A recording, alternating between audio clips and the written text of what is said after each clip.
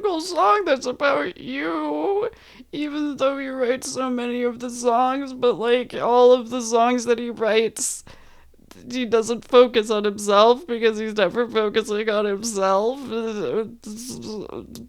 So he just pulls in multiple factors into all of his songs because he's so rarely focused on his own spirit.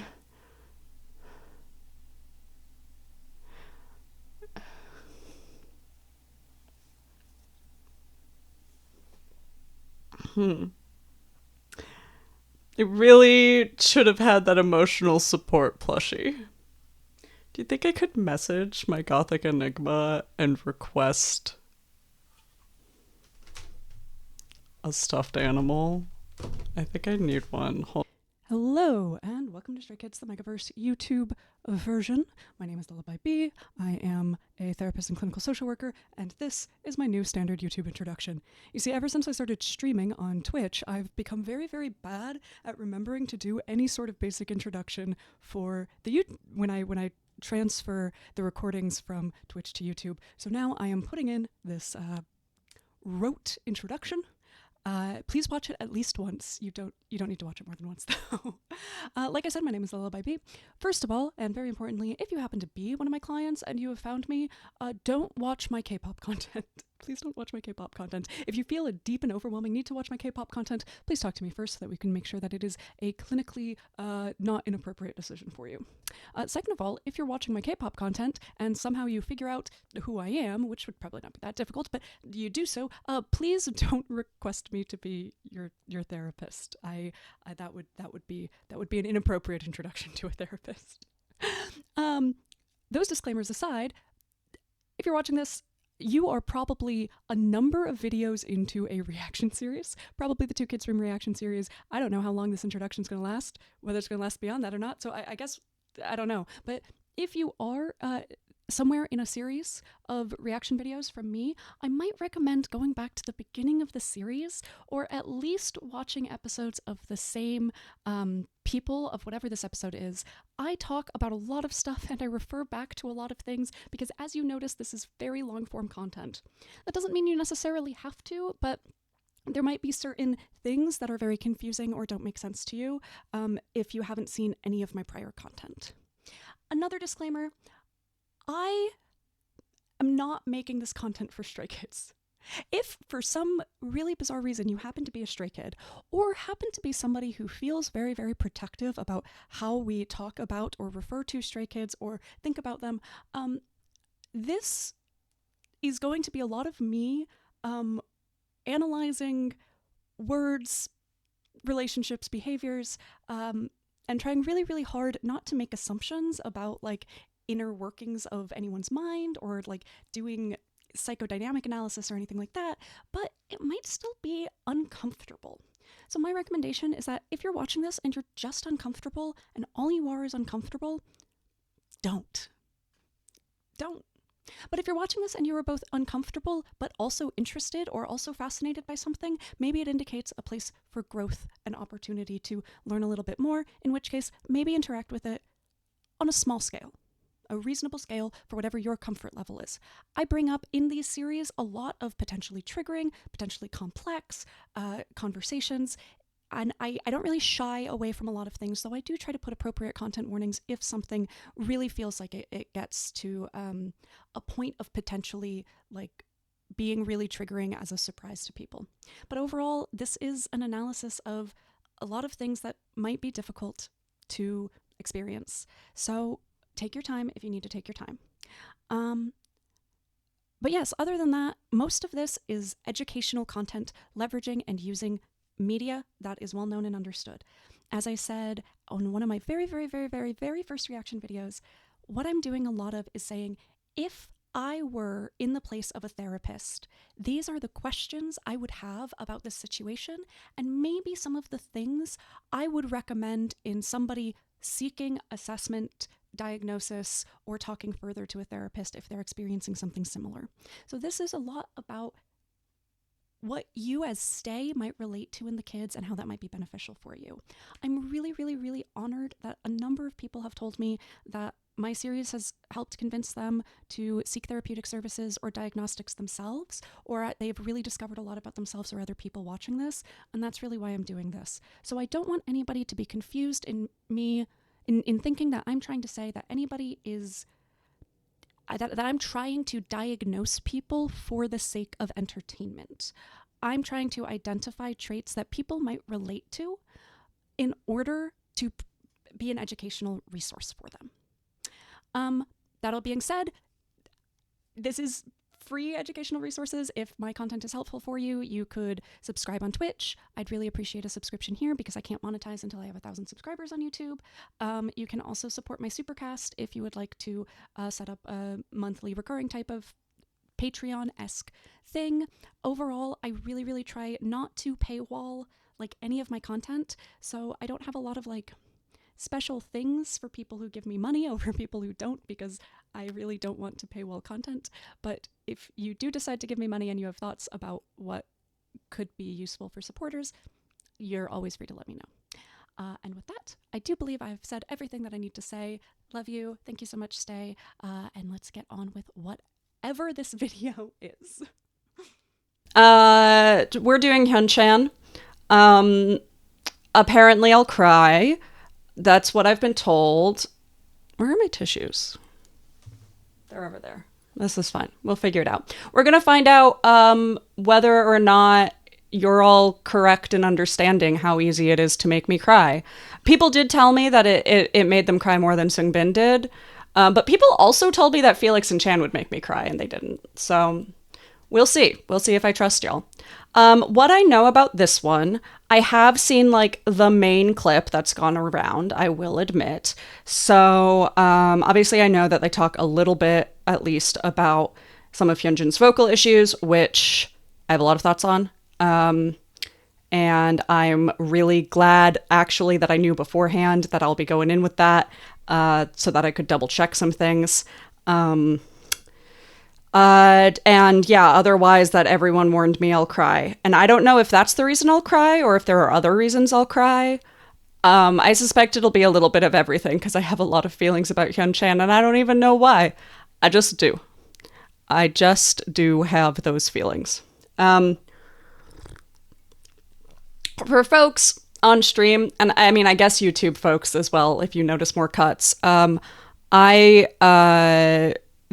are now ads that I don't think I can make go away for periods of time. I can snooze them sometimes, but I can't make them fully go away. So when they're playing, I'm gonna pause everything and until they're done playing, so that you don't miss things.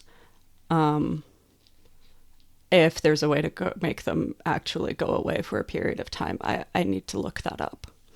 I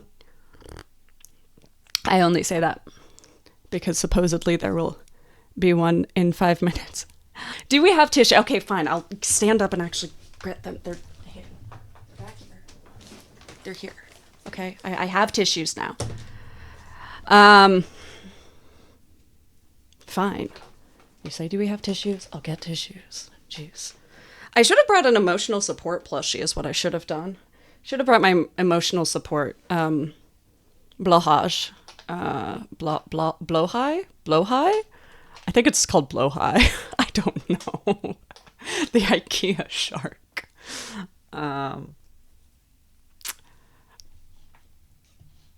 Okay. I'm gonna start this and I'll pause in 3 minutes and then I'll tell you the story about blowhigh. My blowhigh. Okay. Cool.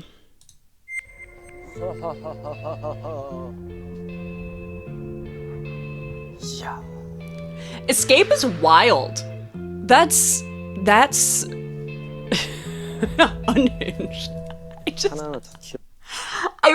The producers just went for shippers' throats in Two Kids' Rooms. I can't express how much, like, it's just super clear that, like, everybody talks about, like, I don't know, Skijigi hates certain ships or something, and nothing about Two Kids' Room has convinced me yet that Skijigi hates certain ships. I'm willing to see into the future that maybe that'll happen with some other ones, but like playing Escape is wild. Like I understand why, but also I just really feel like these producers do know how to hit the fan service really hard. And nothing's convinced me otherwise. I did not mean to dislike that. Just skipped. Pressed the wrong button. 이 나는 것 같은데 데뷔 초 잘하고 있어. 라이브 강박 만들 때 전설의 강박 이스케이프. 네, 이때 진짜 재밌었어요. 찬영이 좀 필밍 쪽으로 만든 게 있는 거. I see why we anticipate me having feelings about friendship. The music in the background is so manipulative. I am being manipulated and it is working and I am upset. 코알라? 생각보다 막 성격이 급하지 않고 느긋느긋하게 딱 자기가 정해놓은 규칙들 안에서 천천히 이제 진이랩 너무 Koala is kind of unhinged. I wonder how much Hyunjin actually knows about koalas. Like, is he saying this because he knows a lot about koalas and he's actually comparing Chan to a koala? Or does he, like, only know a little bit about koalas and he's comparing Chan to, like, the general cultural understanding of koalas? Because koalas are vicious little monsters. They're very cute, vicious little monsters, and, like, usually they're not vicious little monsters. But they sometimes are. There's an ad starting. The ad break ended. And maybe, or maybe not, somebody learned about my IKEA shark. I don't know who was here listening. Okay, let's do this. I'm gonna go back a second. Jinny is his characterization. 너무 That's adorable. 똑같이 생겼어. 행동도 똑같아. 저 축제 영상. Yeah, we know you bring this up constantly. How many times has bro brought up watching ferret videos? Like, it's gotta be on par with the amount of times that Lino has brought up rewatching the Psycho fan cam, right? Like,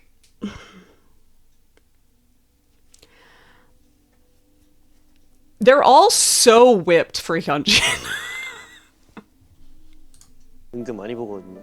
볼 때마다 똑같아가지고 깜짝깜짝 놀래. 길쭉하고 유연하고 귀엽고. They're so whipped.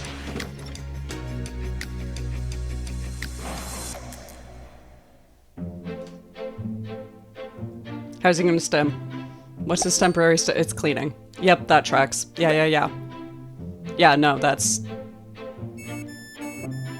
So we know this one happened right, like, very soon after the Lino and Changbin one. Why are you laughing? 현잘레스. 형 어디 있었어요? 신나게 원신하고 있었어. Of course you were. 와, 내가 유일하게 못 먹는 과일. 형이 절대 안 먹는 메론. 이거 왜 싫다 했지? 참외가 더 싫다 했나? 참외나 멜론이 뭔가 맛이 비슷하잖아. 근데 뭔가 그 특유의 그 맛이 있어. 신기해. 나 수박을 그렇게 좋아하면서.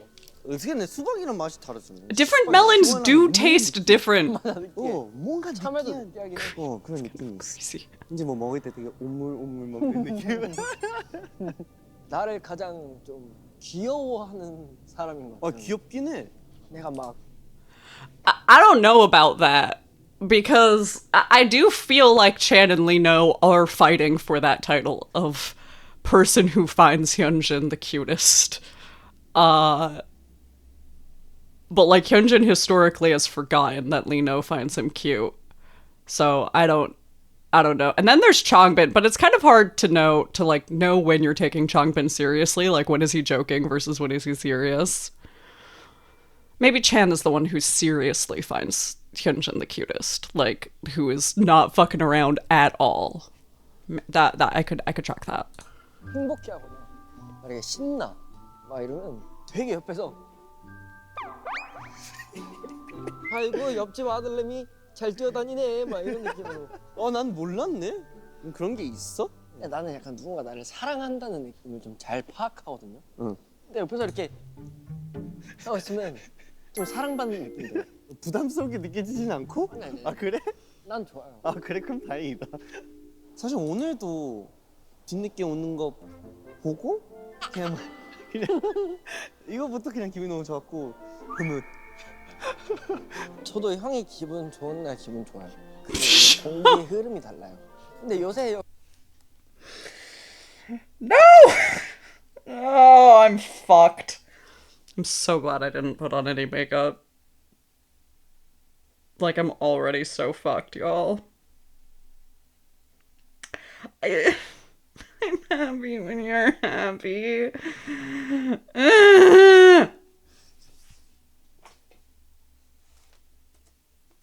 Neither, you seem really happy, so I love it. Fine, whatever. The air feels different? Fuck off. Fuck off. The air feels different.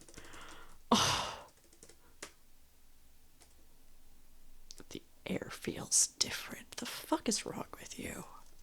Why would you do this to me, personally? 그러면 저도 형이 기분 좋은 날 기분 좋아요. 그 공기의 흐름이 달라요. The air feels different. What does that even mean? The air feels different. How does air usually feel to you?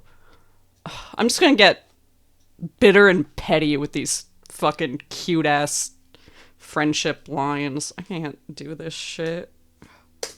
근데 요새 형이 진짜 기분 You seem really happy. 좋고 내가 뭔가 좀 앞에서 좀 까불어 제끼면 형이 또 기분 막 좋아지는 게 너무 좋아요. 겁나 웃긴 게 뭔지 알아? 나는 그냥 기분이 안 좋아도 까불어 제끼면 좋아져. 뭐야 눈에 그 뭐야 코딱지? 눈에 코딱지가 씌었다? 콩깍지? 콩깍지. 코딱지 말고. It was so cute, and then I had to process whatever it was. There was no possible way that my brain was gonna make that connection.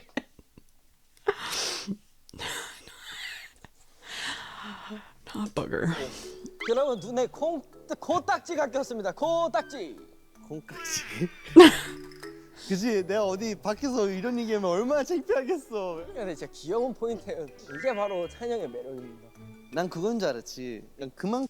Well, yeah, because in English, I think that that's like what they're called a lot is like eye boogers. I think that that's like the really like the common term for them. So he was just like, is that what it's called in Korean too? I don't know. 그 좋아서 그 안 좋은 것도 들어와도 좋아 보인다. 콩깍지가 무슨 뜻이야? Just 이 사람을 사랑할 만한 이유가 전혀 없어 사실은. 근데 눈에 콩깍지를 씌워서 약간 bean 좋게 pods. 보이는 거야. Oh. 색안경. 아 이 사람을 뭐든지 다 좋게 보이는. 그냥 뭐든 배웠습니다. 에이, 뭐라 해야 돼? 추억방? 기억의 방? 아무튼 거기서 이제 사진들 옛날 사진들 있잖아요. 저한테 있어? Can we? I'm always tempted to like take bets on like I saw a couple people like ask, do you think that Chan like what do you think Chan's photo organization is, because he can just pull them up. And I think I see most people be like, it's by member and year. But the thing is, your phones automatically organize it by year. You don't have to organize it by year. I think he probably can do better than that, because I think he has too many photos of them to like organize them by year and find them as quickly as he does. This is my headcanon. This is my theory, right? I think he has them organized by member and then like emotion. Like Felix, cute. Hyunjin, happy. um, OTA award ceremonies. That's what I think. I think he like has like uh common factors and then emotional qualities, and it's like per member and then per duo. Like it's just I think there's way too many albums in there, and that's what's required to maintain all of his pictures. So now you know my theories on how he does this every fucking Two Kids room. 거예요. 약간 다른 사진인 것 같긴 한데 Slightly different 이거거든요. photo. 저는 이 사진을 봐도 현진이 진짜 좋아하구나 라는 걸 오글거리는데 이때 사진들이 다 현진이 사진들이에요. 너무 예뻐요. Him stuttering on Pretty? Bro, you're so whipped. Oh, God. Yeah, Chan always thinks a lot. I should have treated him better back then. Just like about every member, I think, right? And I like I don't know. I feel like I've always said so much about Chan, and it's just like the same sort of thing of he has such a hard time letting go of his own sense of guilt and shame, right? Like I think that there maybe is a certain amount of like justified guilt from when he was younger. He was also quite young, under a lot of stress with too little sleep. I like don't know how he could have gotten out of that situation without like sometimes not treating people the best. They all probably did not always treat each other the best. In fact, we know that factually. But he has such a hard time letting go of the shame of that. So I like to sort of differentiate concepts of guilt and shame, which I think can be hard because the term ashamed is not really necessarily related to the concept of shame as a thing. DBT often, like a lot of DBT practitioners will sort of piece out justified and unjustified guilt. So we can start there, right? Justified guilt is you fucked up and you actually like hurt someone. You did harm somewhere. And so there is a justification to the guilt. Now, the thing about justified guilt is that it only stays justified for as long as the repair has not been fully made, right? Once you get to the point where you have repaired the relationship and have been justifiably forgiven, and have, you know, whatever that looks like in a restorative justice sort of sense, it's really no longer like justified to feel a deep sense of guilt, right?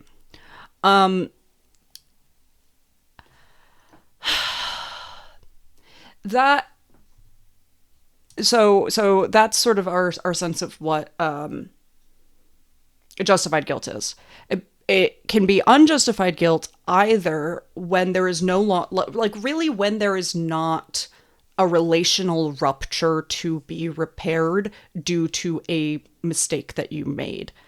So, you know, whether it's because there was justified guilt and you already repaired the rupture, or because there was never a rupture to begin with. So, for instance, you know, you bump into somebody, passing them, and you say, "Oh, sorry," but like maybe you go like, "Oh my God, I'm so sorry," and you feel this sense of guilt for like hurting them somehow. That's unjustified guilt, right? There was no relational rupture, and if that had caused a relational rupture, that's like not that that's not a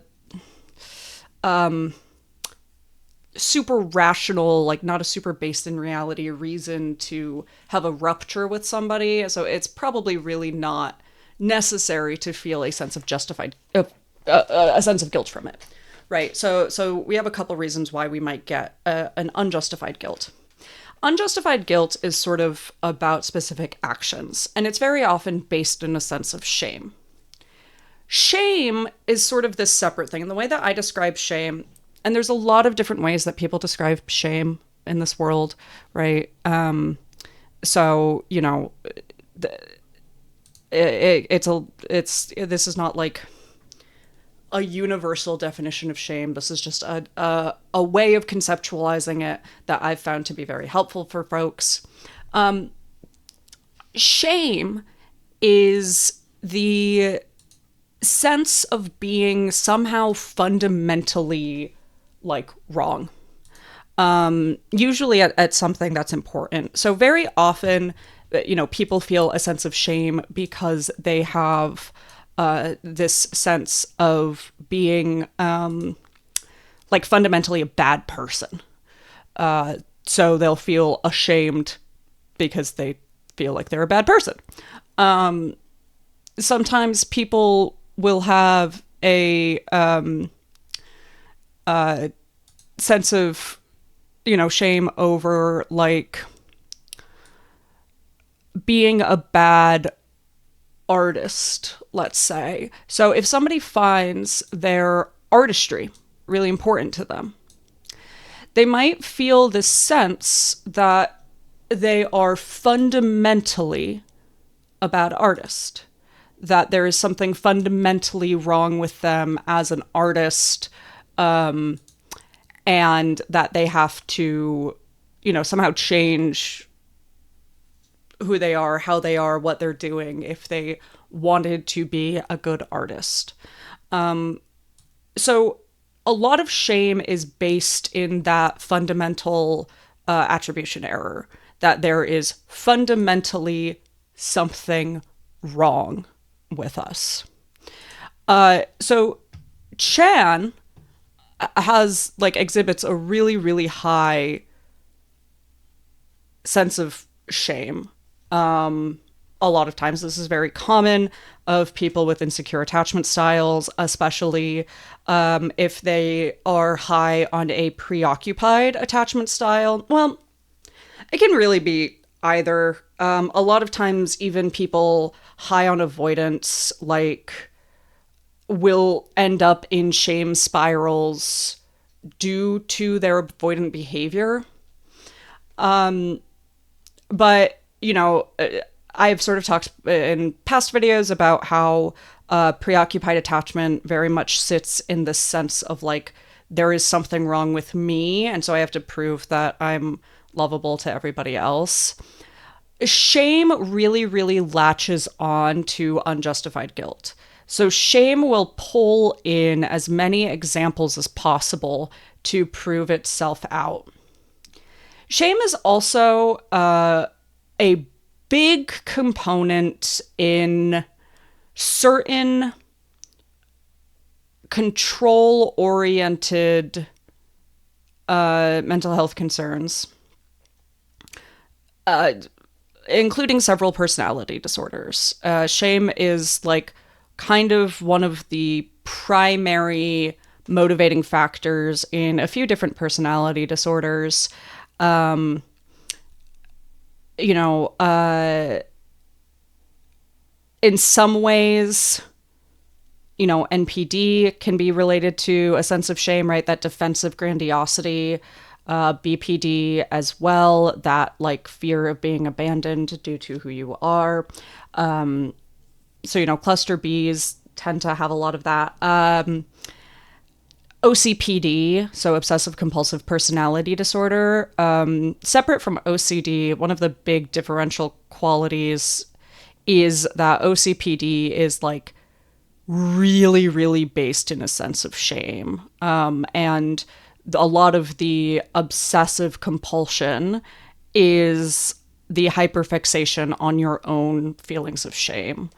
But shame plays a huge part in, you know, basically, I mean, a lot of things, especially because the fundamental attribution bias, fundamental attribution error, the error of believing that something is fundamentally some way, that a person is fundamentally some way. So again, this idea of like, I am a bad person, rather than there are things I have done that have been, and I don't even like saying that actions are good or bad. I just don't find them to be useful definitions, usually. But like, I will often break down into antisocial, pro-social, and neutral. So this sort of idea of like, I have done a lot of things that are antisocial, or like during this time in my life, I was doing a lot of things that were really antisocial. But that's different from saying I am a bad person. Just like saying I do a lot of things that are pro-social is different from saying I am a good person, right? These are really important differentials, and it's really useful for us to break apart from them to reduce sense of shame, because it's pretty rare that people are just fundamentally bad people. You have to do a lot of really fucked up shit to just get to the point where you are now a bad person, right? You have to be responsible for a lot of deaths, in my opinion. So anyway, that's my tangent on Chan always beating himself up about treating people better in the past. 좀 더 잘해줄 거라는 생각을 많이 하게 되는 것 같아요. 형 취할 때 진짜 귀여워. 현진. 아 근데 진짜 나는 유독 형 취한 걸 많이 본 것 같아. 그랬을 수밖에 없었던 것 같아요. Why might have that been inevitable? 아마 멤버들 중에서 현진이가 내가 제일 제일 많이 많이 봤을 걸? 맞아. 자랑스럽다. 그 모습. You can't just say shit like that to me and not explain. Why was it inevitable? 생각해 보면 아마 멤버들 중에서 현진이가 내가 제일 제일 많이 많이 봤을 걸? 맞아. 자랑스럽다. 그 모습. 맞아. 생각해 보면 나는 유독 형 취한 걸 많이 본 것 같아. And why is he so flustered about the statement? You can't just give this to me and not explain. This is so rude. I need more information. Why might it have been inevitable? Is it because you go get drunk after your like duo shoots and you like write, or you've like written a number of pieces of music and like he helps produce, or like why is for some reason does Hyunjin just buy Chan drinks? Like what is going on? Why is it inevitable? I need more information. I'm gonna cry. Red lights brainstorming sessions. I'm gonna end up crying from frustration at not knowing more information about shit they're saying than I am at like the actual friendship crash out. 그랬을 수밖에 없었던 것 같아. 맞아. 생각해 보면 아마 멤버들 중에서 현진이가 내가 제일 제일 많이 많이 봤을 봤을 걸? 맞아. 자랑스럽다. 그 모습을 많이 보면 진짜 애교가 너무 많. Why though? Why is Hyunjin the one who has seen him drunk the most? Why? Ah! There's so much aggro. Yeah, no, this tracks. 좀 귀여운. 모함이에요. 모함. 그거지 않을까? 멤버 한정. 맞아. 형이 약간 좀 성격이 완전 바뀌었다고 생각하거든요. 아 그래? 응. 어쩔 수 없이 아티스트 쪽으로 뭔가 신경 써야 될 것도 너무 많고 어쨌든 형이 저희 팀의 노래들을 다 디렉하고 막 이렇게 프로듀싱도 하니까 그래서 가끔 이렇게 날카로운 날들이 있거든요. 근데 없어. 요새는? 응. I think he must mean sharp, like, in personality. Like, a little bit like... Making weird noises is not going to describe what I mean. I need to think of the word. Well, there's going to be an ad, so I guess I'll get 4 minutes to think of the word. 3 minutes, a minute, whatever.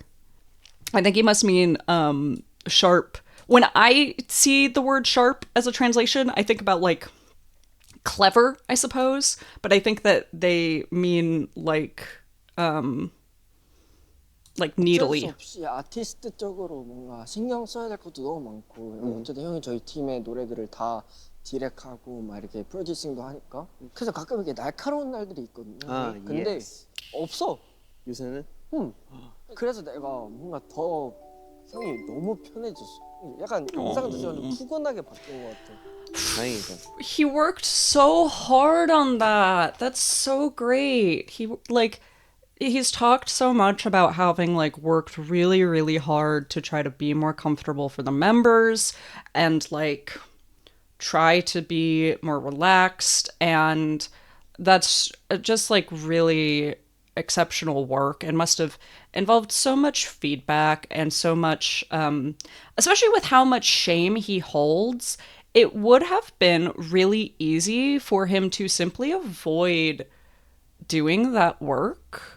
And he probably did for a while, like, and he probably has off and on. But like, would have been really easy to just decide to really avoid the like rejection, like the feeling of rejection and the like difficulty in accepting feedback without the shame just like overrunning him. And maybe it did, maybe it does, I don't know, but the fact that he's been able to take it and implement it and become closer to that version of himself that he wants to be is really really great. And you know, in past episodes that I might still be in the process of editing before I post on YouTube, I don't know which episodes I said this in past episodes. I've sort of talked about like the idea of becoming more yourself. I think this was Chandlix, which means that yeah, I'm in the process of editing it. He sort of talked about becoming like, or not he. I've talked about like what it is to become more yourself over time. And it could also be like, it could be that he's working really, really hard to manage emotional regulation. It could also be, and it could be a little bit of both of these things, that as he is becoming more himself to a degree, because I think that is happening.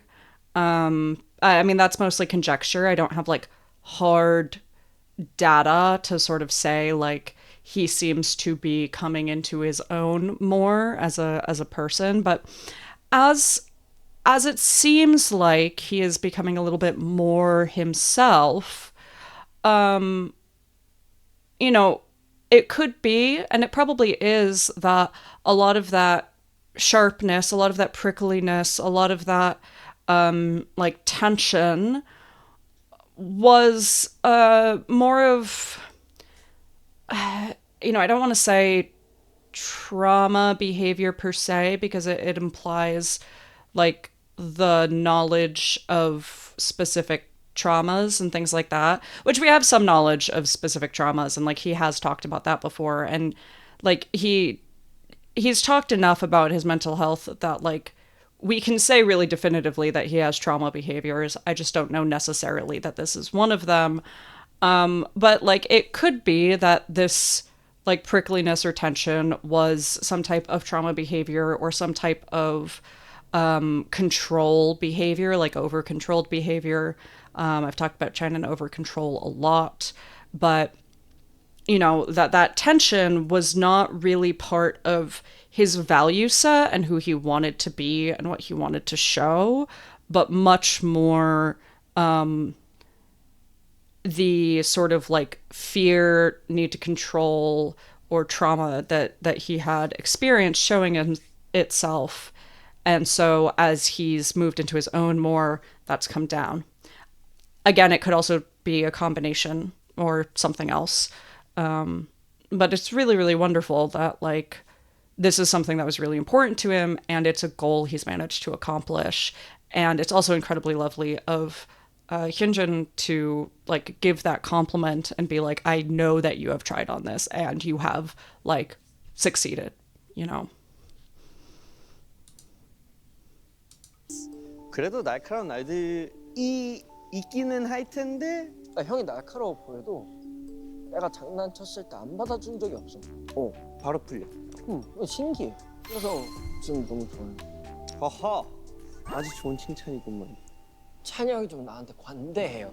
뭘 해도 예뻐해주는 느낌인 것 같아요. 그냥 그러다 보니까 그냥 나도 신나가지고 앞에서 막 재롱잔치 하는 것 같아요. 좀 많이 편안해진 상태. 그래서 나도 더 다가갈 수 있는 상태인 것 같아요. 쉬는 날에 딱 생겼다. 현진 뭐 하고 싶은데? I want to rewatch that. There was a lot there. 좋은 칭찬이구만. 찬이 형이 좀 나한테 관대해요. 뭘 해도 예뻐해주는 느낌인 것 같아요. 그냥 그러다 보니까 그냥 나도 신나가지고 앞에서 막 재롱잔치 하는 것 같아요. 좀 많이 편안해진 상태. 그래서 나도 더 다가갈 수 있는 상태인 것 같아요. 쉬는 날에 It's really adorable. I think that there's a few different things. Like, one, it really seems like the two of them have done a little bit more in like breaking down the sort of like Hyung Dong-sang relationship to an extent, and like equalizing that relationship a little bit more. Like, if I'm thinking about the differences between how Hyunjin is talking versus like how Felix was talking, where like it was really clear that Felix still very much has a mental model of Chan that's more like leadership oriented, like a little bit more like maintaining that like young leader relationship.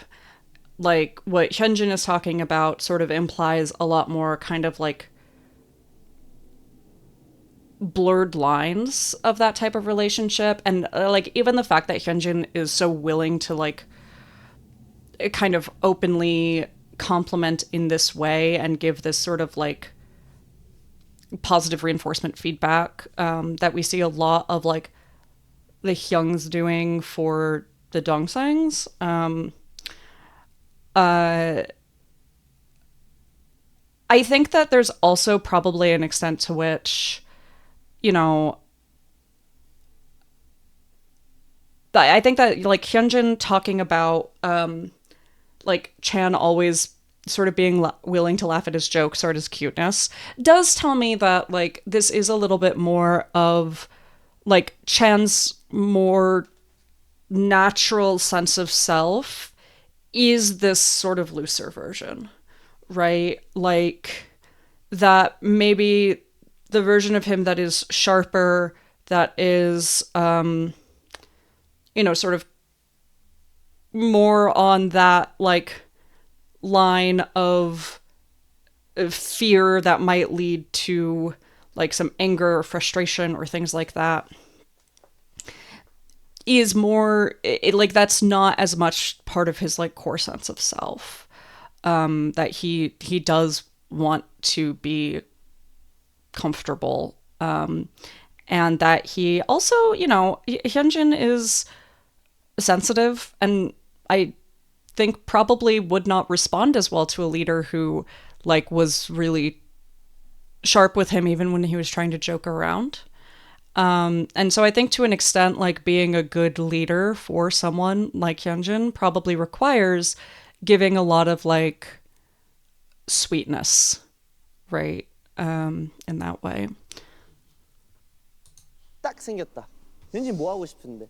나 쉬는 날 근데 그러니까 나 쉬는 날엔 그냥 무조건 혼자 놀아서 막 누구랑 같이 플랜을 못 짜요. 오케이. 자, 그러면 이런 플랜 어때?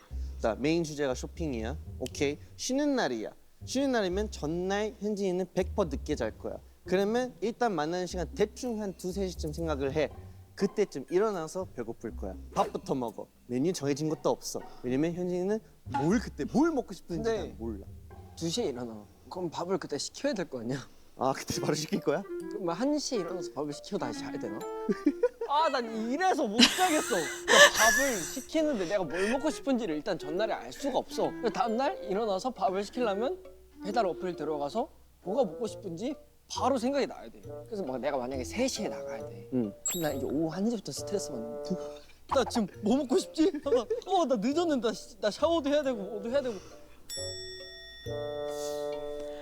만약에 형이 3시까지 I am begging someone to prescribe this man with Adderall. Like, can we just see what happens? Can we just see what happens? It's so, okay, tangent, because this, ADHD diagnosis is actually so hard. It's really hard to get right, in my opinion,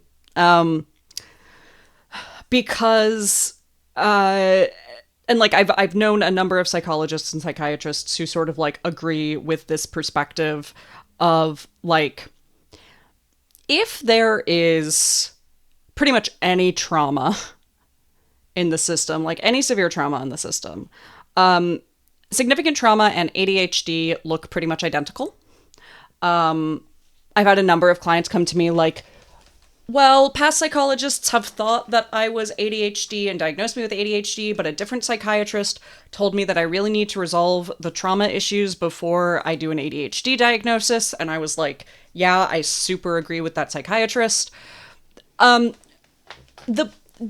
frustrating thing is that one of, frankly, the most straightforward ways to figure out if somebody is like ADHD, right? It's not that they have symptoms that are similar to ADHD, which again, like I've talked about this, you get from all kinds of things. You get from dissociative disorders, you get from PTSD, you get from OCPD, you get from like there's so many things that can look like ADHD, especially in somebody with multiple diagnoses. One of the most straightforward ways to tell if somebody is ADHD, like as a developmental disability, is if the medication works. Since, you know, like the stimulants are like, I totally understand why, like, obviously it's a very complex discussion about how we schedule drugs and how we prescribe drugs and things like that. But like, treatment-based diagnosis can work pretty well for ADHD, but it's not really something people can do because of a combination of insurance plus how the drugs are like the legalization of drugs, especially in different countries. Like in Southern Korea, for instance, it's actually pretty recent. I think it's been only since like I don't remember the exact year that stimulants were legalized for ADHD treatment. No earlier than 2016, because in 2014 there was an idol who had a major there was like a major controversy there because she brought drugs that she was prescribed in the United States, or like she had somebody mail them to her or something like that. I don't remember exactly what it was, but she had drugs prescribed somewhere else, but they were not legal in Southern Korea, even for her ADHD. And I believe that was in 2014.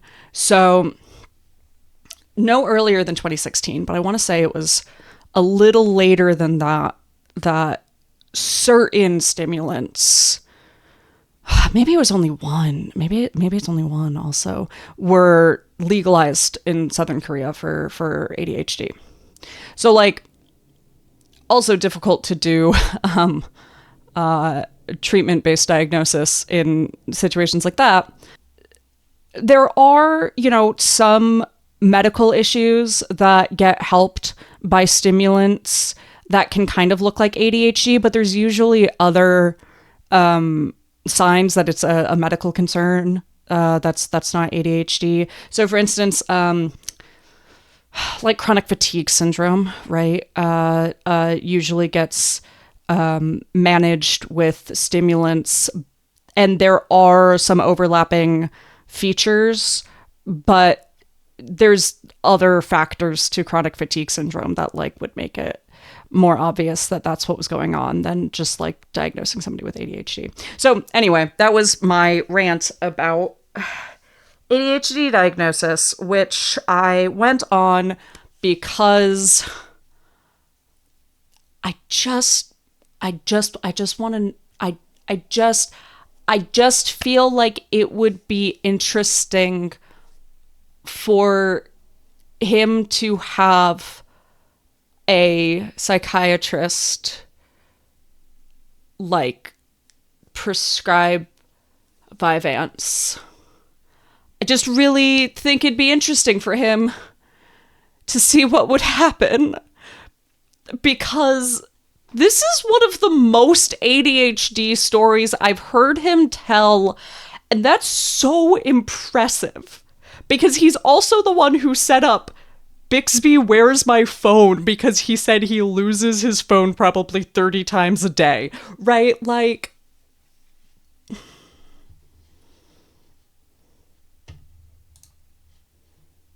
백화점에 오라고 했어. somebody in Twitch stream said if you can get your hands on Vyvanse. I don't believe that Vyvanse is actually legal in Southern Korea. I think the one that's legal is either Adderall or Ritalin. I don't believe that they all are. I think there's only one that is, unfortunately, because some people really don't respond well. And I know a lot of folks really, really don't respond well to Ritalin/Concerta. I don't know why, but I just feel like I keep hearing people be like, oh yeah, that one messed me up. Regardless. 그럼 나는 아마 2시 반쯤 일어나서 맞아. 밥 안 먹고 세수하고 나갔을 것 같아. 나랑 창빈이 형이랑 어떻게 사는지 알아요? 그냥 대충 일어나서 Yeah, it's like I'd be so stressed. Like either I'm stressed for hours or I don't worry about being stressed and I'm going to show up late having not done anything. Like that's such an ADHD move. It's like classic. It's so classic that like with a few questions, it covers like half of the basic, like at least a basic like adult ADHD assessment questionnaire, right? Like 밥 먹고 세수하고 나갔을 것 같아. 나랑 창빈이 형이랑 어떻게 사는지 알아요? 그냥 대충 일어나서 대충 밥 먹고 대충 나가요. 그런 거 같아. 그냥 헬스 늦었는데 뭐. 그러니까 난 그걸 잘 못하는 것 같아. 시간 계산. 막 스케줄 끝난 no, because you have time blindness. Sorry. I shouldn't say that. I should not say things with certainty. Because I don't know things with certainty. I do not know things with certainty. I'm reminding myself of this right now. Because you probably have time blindness. Like... 오는 데까지 맞아. 다 찾아봐야 되잖아. 맞아. 내가 어떻게 하냐고. 나 차가 막힐 수도 막. How am I supposed to know all that? 시간을 정하고 약속을 하고 거기 있는 사람. 맞아. 막 그런 것들을 내가 할 자신이 없어. 형한테 형 이날 몇 시에 갈래요? 막 이러면 형이 이제 다 스케줄 다 잡아주는 거지. 이때부터 어디 가고 이렇게. 나는 옆에 제이가 있는 게 너무 편해.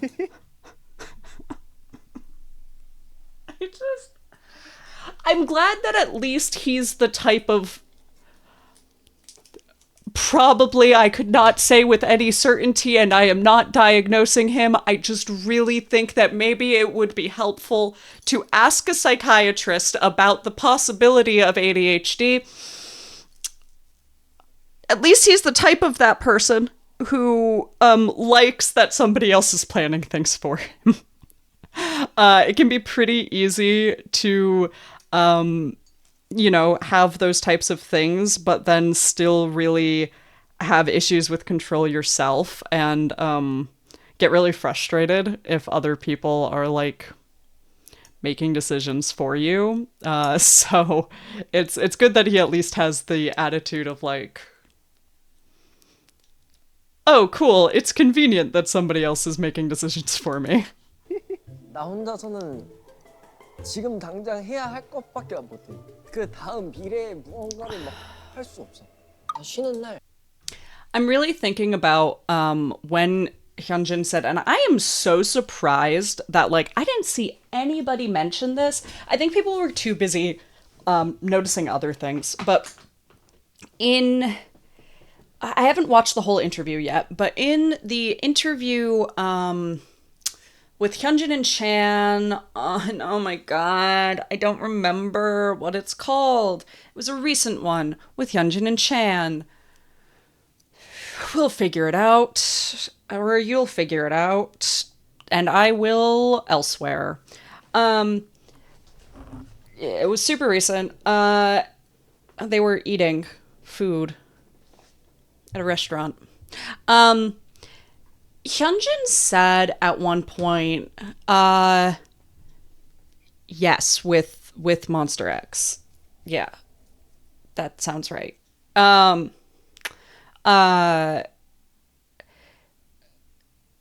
They were sort of talking about like, I think it was in the same part of the conversation where Hyunjin was saying that like Chan is a genius at some things and like not at others.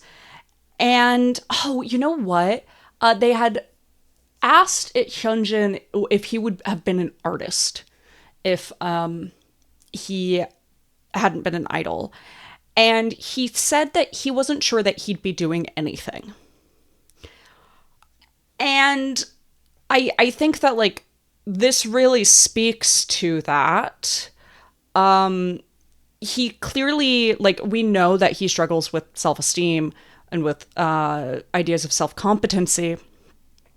And this is a really common experience of folks where when they have to manage their own lives and they have really significant time blindness, they really don't know how to plan things, they really don't know how to schedule things, they have, and we'll talk about this more, but they have, difficulties speaking, maybe some selective mutism or some anxiety or things like that. It's really, really, really hard for them to like get off the ground, earlier on in their lives. It's really hard for them to make that jump start. For a lot of them, it's really difficult to live by themselves because they're just not getting the support they need in like body doubling, in other people keeping track of time, in seeing other people eat food and remembering that they have to eat food. A lot of things really start to fall apart. And, what he's talking about, like, yeah, I could see these experiences that he's talking about being really quite disabling if he did not have the level of support that is built in to the idol system in this way, right? Like having other team members, living with other people, having managers, right? Like having this very structured system around him probably really makes some of these things less disabling than they otherwise would be. Because, that I can absolutely see why he'd be like, I don't know if I'd be able to function without all of these systems in place. it'd probably be a really steep learning curve for him. 한 오후 2시쯤 일어나서 형, 제주도 가자. 바로 찬이 형 숙소 가서 짐을 뭐하러 싸? 이러고 공항 가서 바로 제주도 바다 구경. 배고파 이렇게 회 먹으러 갔다가 어디 근처에서 술 한잔 하고 찬이 물어보겠지. 내일 갈 거야? 그러면 아니 오늘 가는데? 택시 잡았어 이러고 숙소 도착해서 이제 이러고 있을 것 같아. 진짜 피맛 봐요 진짜 피맛. 근데 그 형이 날 좀 따라줄 것 같아요. That said something, and I'm not sure that I know what that means at all. Whatever he just said. I'll really taste pure not blood. Okay, so first of all, I don't know enough about Myers-Briggs for this bullshit because I, once again, am in a constant battle against Myers-Briggs. But also, I have no idea what the fuck this means. I'll really...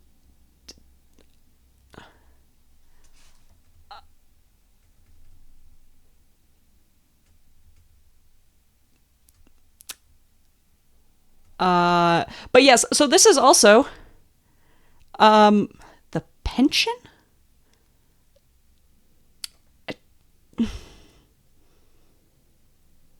Really don't... Does pension mean something else than what I'm used to pension meaning?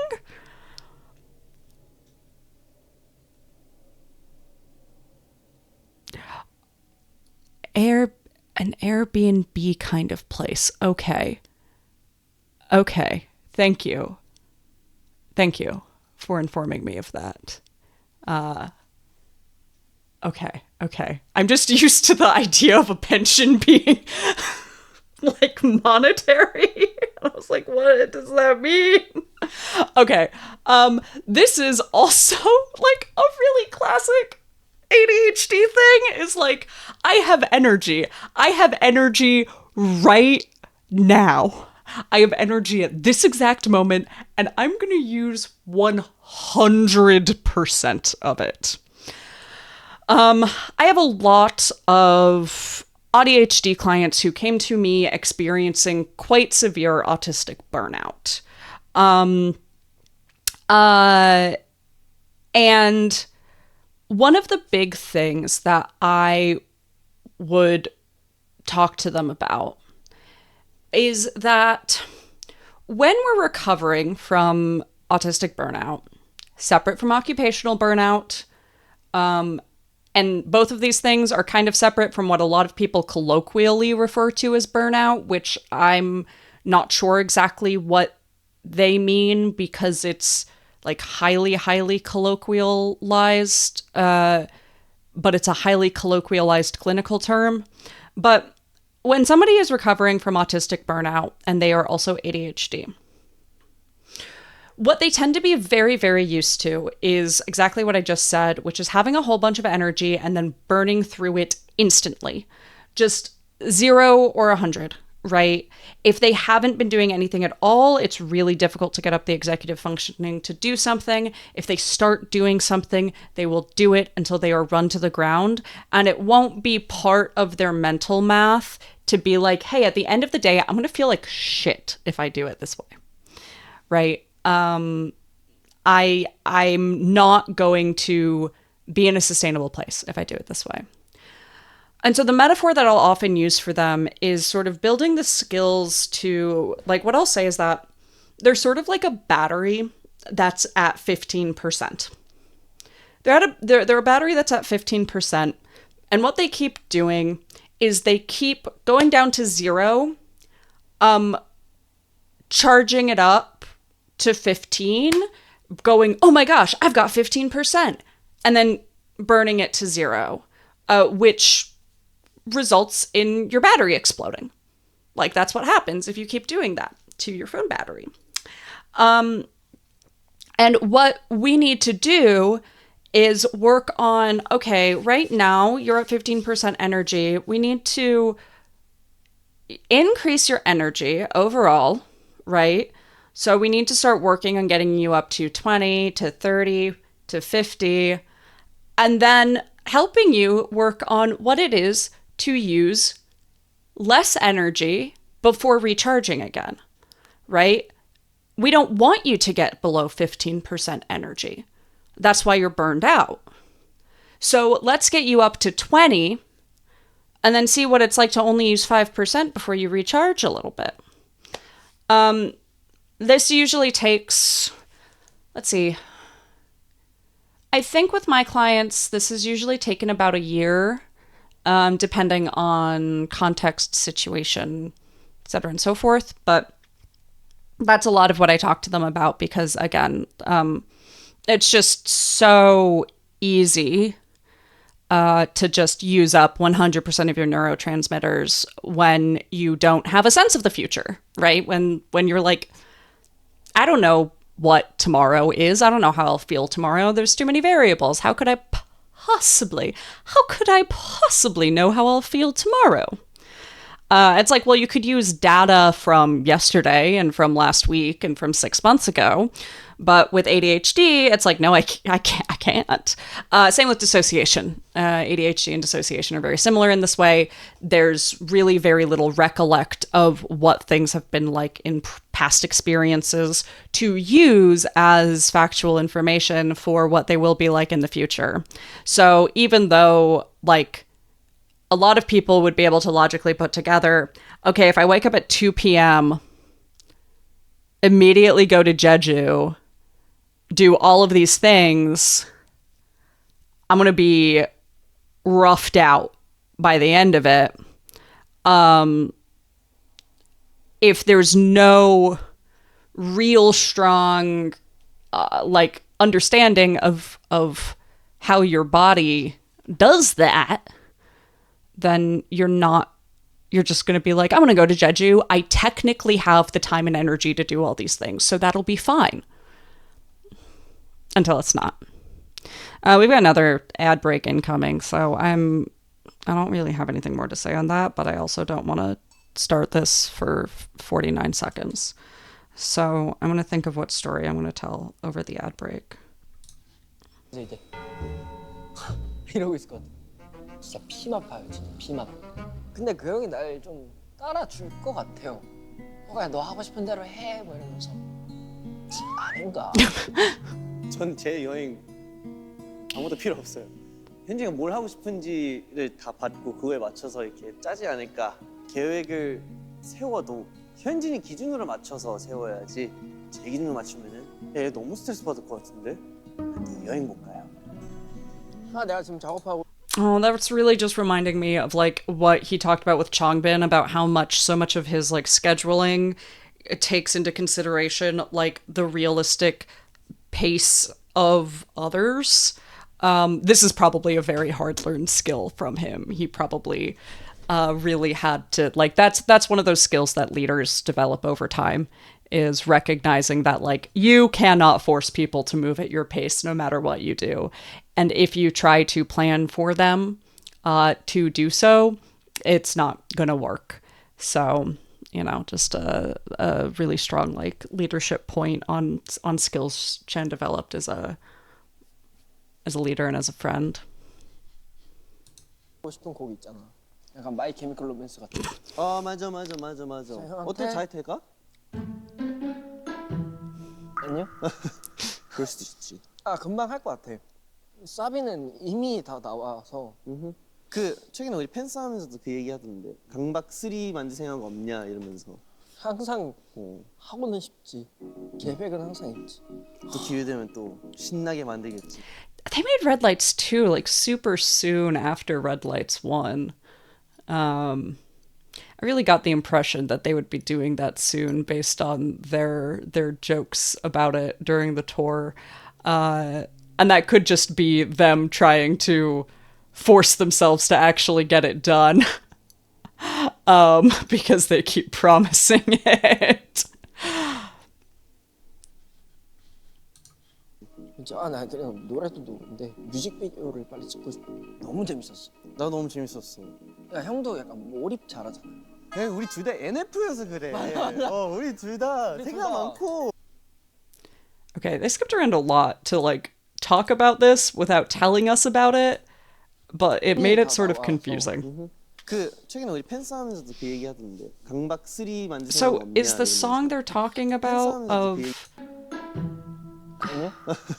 그럴 수도 있지. the My Chemical Romance song? 여행 못 가요. 아 내가 지금 작업하고 싶은 곡 있잖아. 약간 마이 케미컬 로맨스 같은. 맞아. 어때 잘 될까? 아니요? 그럴 수도 있지. 금방 할 것 같아. 사비는 이미 다 나와서. 그 최근에 우리 팬싸움에서도 그 얘기하던데. Okay, so the My Chemical Romance-esque song is Red Lights 3, I take it? 강박 3 만들 생각 없냐 이러면서. 항상 하고는 싶지. 계획은 항상 있지. 또 기회 되면 또 신나게 만들겠지. 나 그냥 노래도 노는데 뮤직비디오를 빨리 찍고 싶어. 너무 재밌었어. 나 너무 Okay, now they're talking about how fun the music videos are, and they just like skipped a segment of talking about the music video, which is so unfortunate. And I don't know, maybe Skijigi does actually hate the shipping of Hyunchan, because I feel like probably whatever they said absolutely would have been used for some kind of fodder. Just them talking about filming either Red Lights or Escape, there's just no possible way for that to go not in that direction from huge portions of the fan base, because those music videos are unhinged. I know that there's a lot of people who claim that they don't see anything sexual in those music videos, and I believe that they don't see anything sexual in those music videos, but those music videos are Red Lights is just about BDSM, like just straight up that's what it's about. They use shibari rope. Like, it's explicitly shibari rope. I know, because I've asked people who do shibari. Like, that's what it is. It's a very specific type of rope that you get at sex stores. Like, anyway. And then Escape, like, they're just, that's the intention. Is that there is an eroticism in there. I have a lot of thoughts and opinions and feelings about this. I will not go on this tangent. Must pull myself back. Okay, we're good.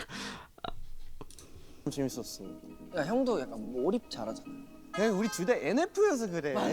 우리 둘 다 생각 많고. The MBTI talk really does never stop. You so are 케미가 진짜 너무 좋아. correct.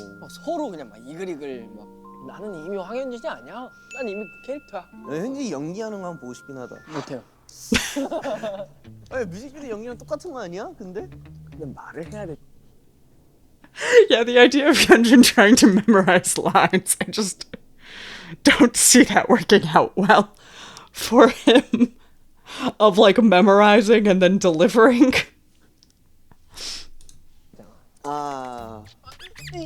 나도 할 수는 있을 것 같거든. 근데 말하는 순간 깰 것 같아. 뮤직비디오 그 표정 연기는 괜찮은데. 내가 볼 때 약간 대사 연기는 그러니까 릭스나 리노. 맞아. 이엔이 맞아. 이엔이 잘할 것 같아. 애들이 그런 거 잘할 것 같아. 만약에 서로에게 뭔가 곡을 쓰는 순간이 생겼다 쳐. 현진이 약간 어떤 곡을 써줄 것 같아? Oh no, why would you? Oh no, I don't want to know.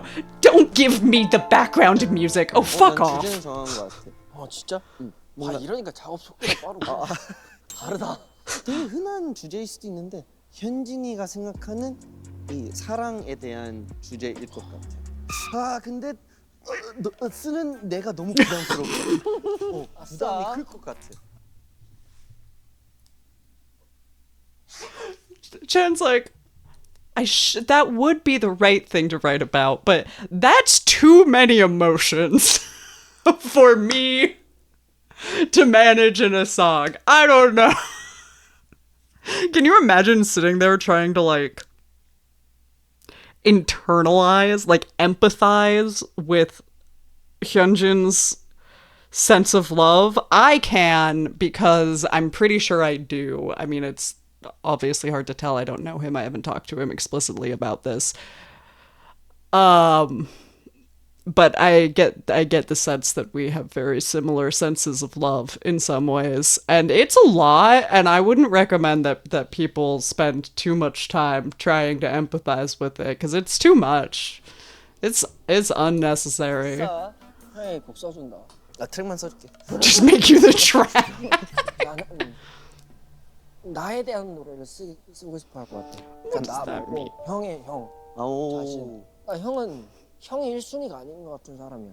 형한테 나한테는 맞아. 형이 책임져야 될 것들이 너무 많고 뭐 형이 통솔도 해야 되지 뭐 외부에서 받는 피드백을 형이 직접 받을 때도 있고 형이 컨트롤해야 되는 영역이 너무 넓다 보니까 형이 형에 대한 곡이 하나도 없을 것 같아서 뭐 팀에 대한 내용도 스테이한테 쓰는 그런 것들은 많지만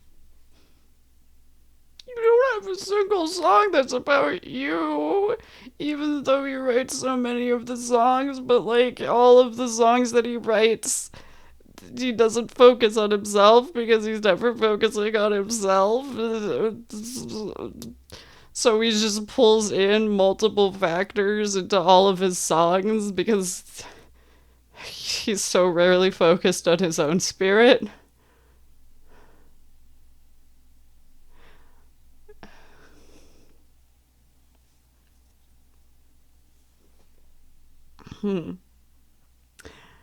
It really should have had that emotional support plushie. Do you think I could message my Gothic Enigma and request a stuffed animal? I think I need one. Hold on. Here's my phone. We're gonna... Sorry, this is important. I'm recognizing at this moment that I need a stuffed animal. This is just like a really necessary thing. I'm too autistic to manage these emotions by myself. Hey, let's see, what am I gonna type to my roommate? Can I have a delivery of a random stuffed animal? I love you. Thank you.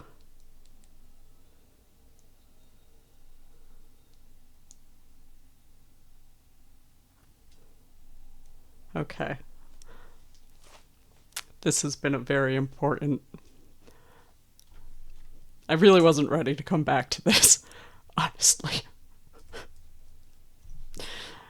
Really a song that looks back on yourself. Oh, 그런 것들은 많지만 뭔가 정작 나를 돌아보는 그런 부분이 없었던 것 같아 지금까지.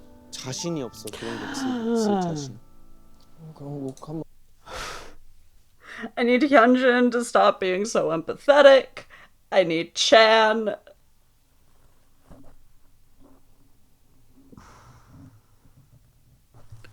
to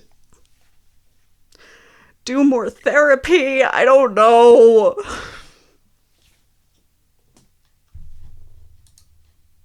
한번 했으면 좋겠다. 무작정 베풀어줄 수 있는 사람은 없다고 생각해. Endless. 결론적으로는 내 마음이 편하자고 하는 것들이라고 생각을 하거든요. 그 신념을 좀 깬 사람이에요, 찬이 형이. 그 정도로 좀 많이 베풀었던 것 같아요.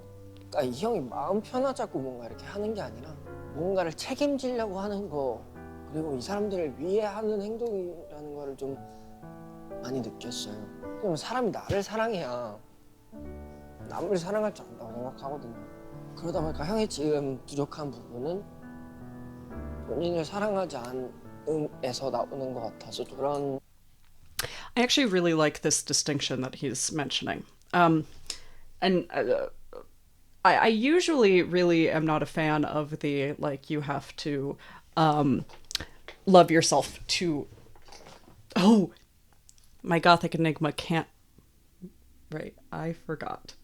Cannot bring me a stuffed animal because she is not in the home. Well, I'm just trapped, I guess.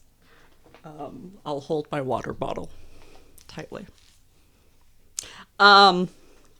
Anyway, I like this distinction. I'm not usually a fan of you have to love others to or love yourself to love others. But that's not really what he's saying. He's saying that there's sort of a barrier to how much you can know how to love others if you don't have some amount of love for yourself. If you don't love yourself. This is probably something that Hyunjin could try to take to heart himself. Probably is trying to. I think he is trying to do that. I think he's sort of brought up on fans trying to do that. That's probably one of the reasons why he thinks about this.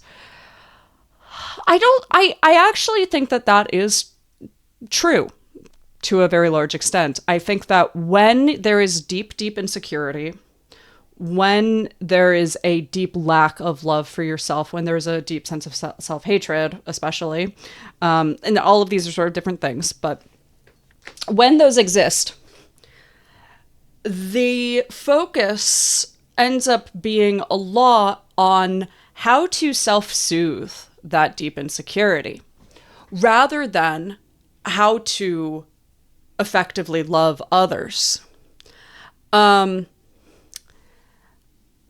And sometimes that self-soothing can look like really deeply investing in loving others, right? So that's sort of what Hyunjin's talking about here, is that endless giving.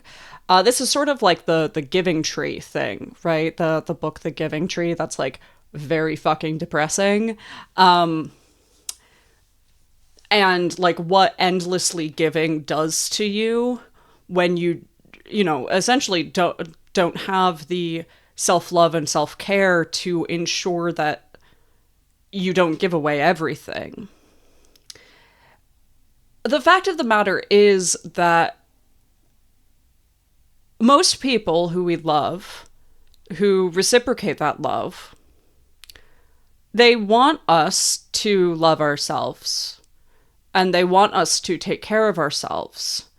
And they don't actually want a love from us that hurts us.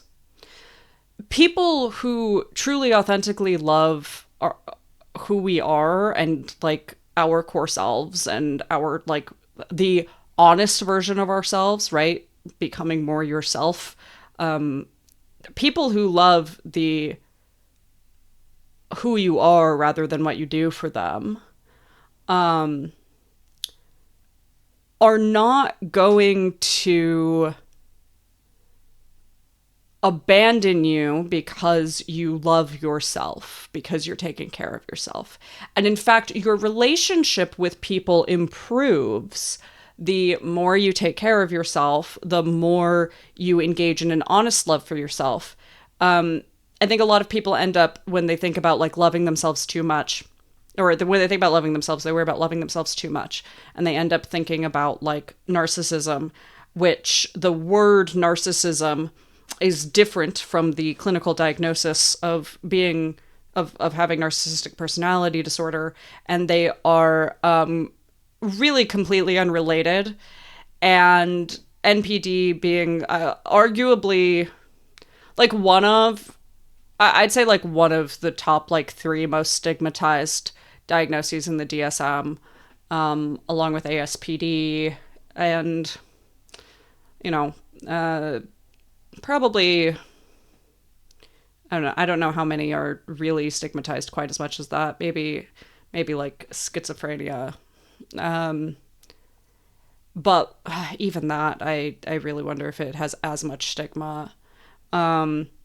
NPD is not actually about true self-love. Like, NPD is still deep insecurity, right? That's why we might kind of refer to it as defensive grandiosity, is like that we are like somebody is overcompensating for their own insecurity. It's not self-love. It's not self-care. So, like, true, honest self love and self care and establishing boundaries and taking care of yourself and all of those things only improves your relationships with other people. Some people you'll lose relationships with because those people, people who are, I see this very commonly in relationships where one individual will start therapy. The other individual either won't be in therapy or like really isn't making progress in therapy, really isn't like doing what they need to be doing in therapy. And the first person will start to grow and change. They'll become more themselves. They will start to build skills. They'll start to become more independent. They'll start to become, have healthier coping mechanisms. And the other partner has to basically either grow and change with them, or the relationship ends up falling apart. I see quite frequently people realizing that they're either in emotionally abusive relationships, or that their partner really does not take care of them, or they see that their partner is very unwilling to grow with them. Their partner becomes very confused or defensive at them, like building their own boundaries. And what we'll find a lot is that the partners that don't grow and change with the first individual, right?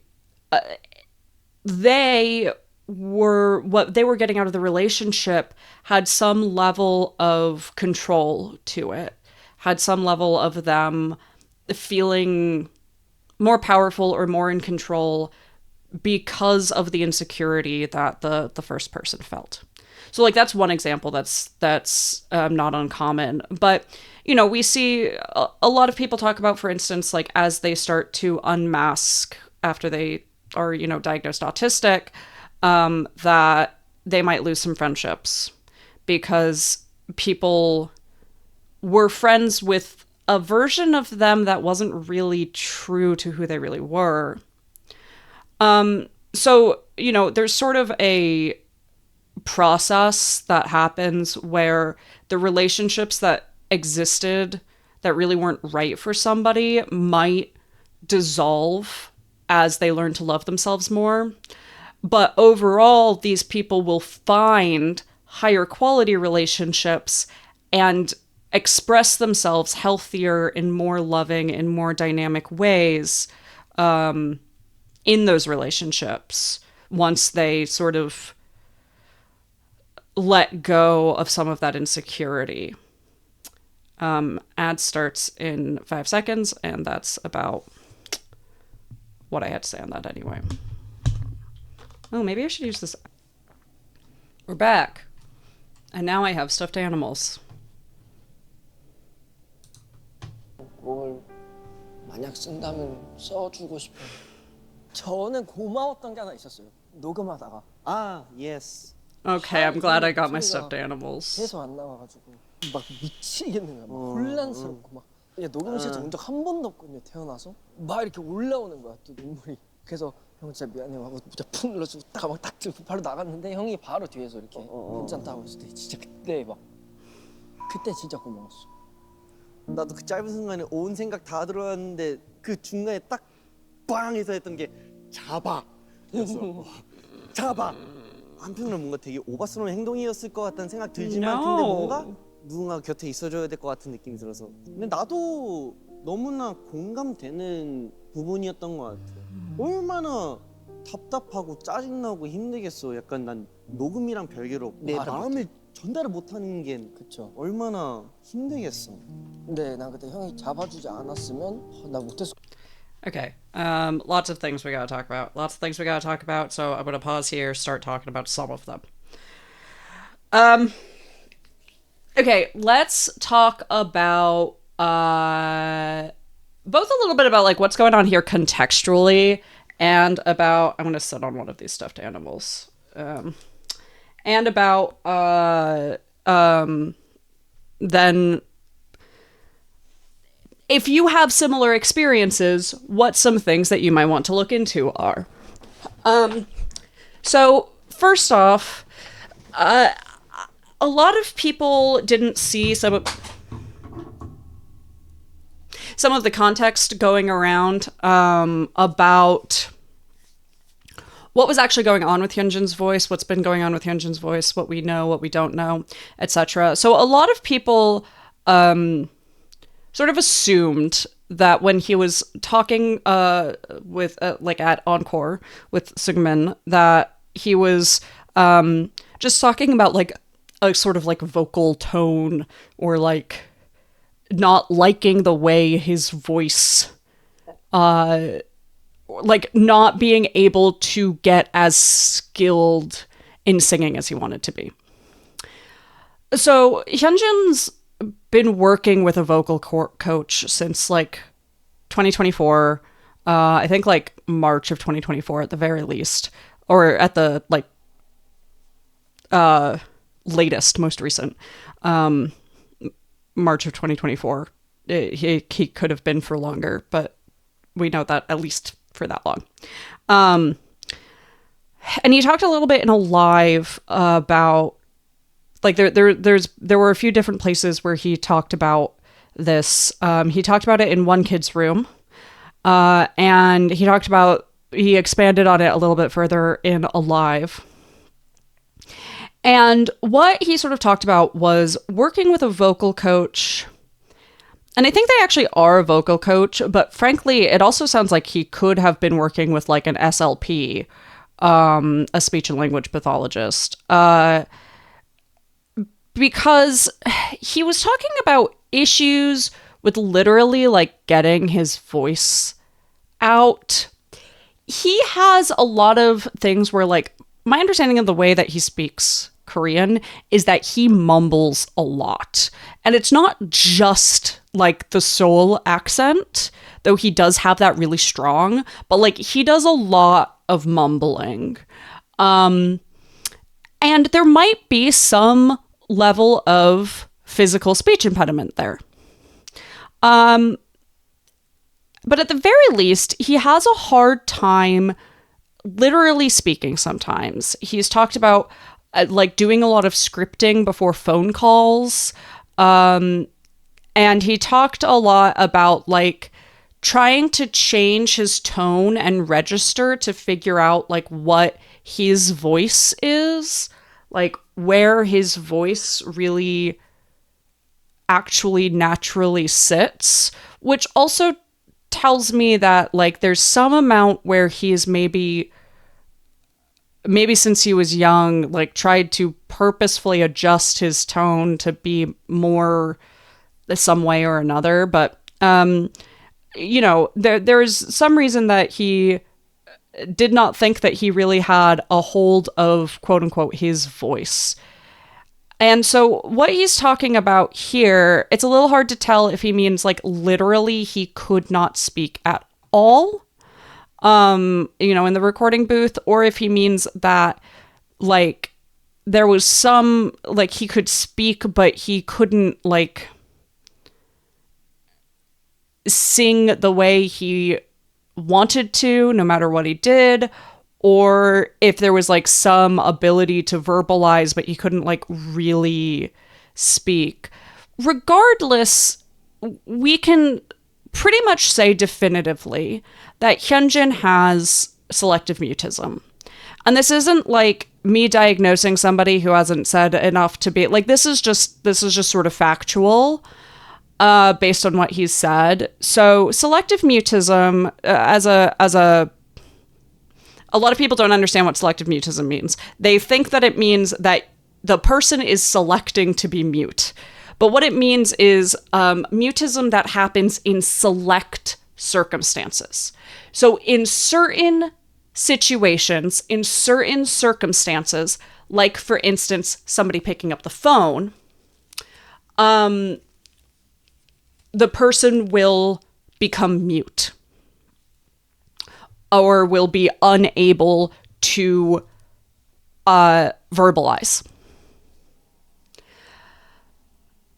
Now, what some people are able to do to an extent is like they'll be in a state where they by all rights, like, should be selectively mute, like they are becoming selectively mute, and they'll try to push through it so hard that they can force out some sounds, maybe. They can force out some amount of language, but it will come at a significant cost, usually a lot of dysregulation. So, you know, we know that at the very least, he has definitively, factually, in the past had selective mutism around being on the phone. And if what he's talking about here is in fact, going completely mute or like only barely able to get out, like force out some sounds. Sometimes we also know that he, was experiencing selective mutism in that situation. For what reason? We don't necessarily know. Selective mutism can happen for a variety of reasons. This is going to be a long tangent, very possibly. And I'm going to hope that you trust me enough to stick with me on it, because I think that for the people who find value in this but don't know much about it, you're going to find a lot of value in it if you stick with me. And if you have friends who have any sort of selective mutism, this will be really valuable. There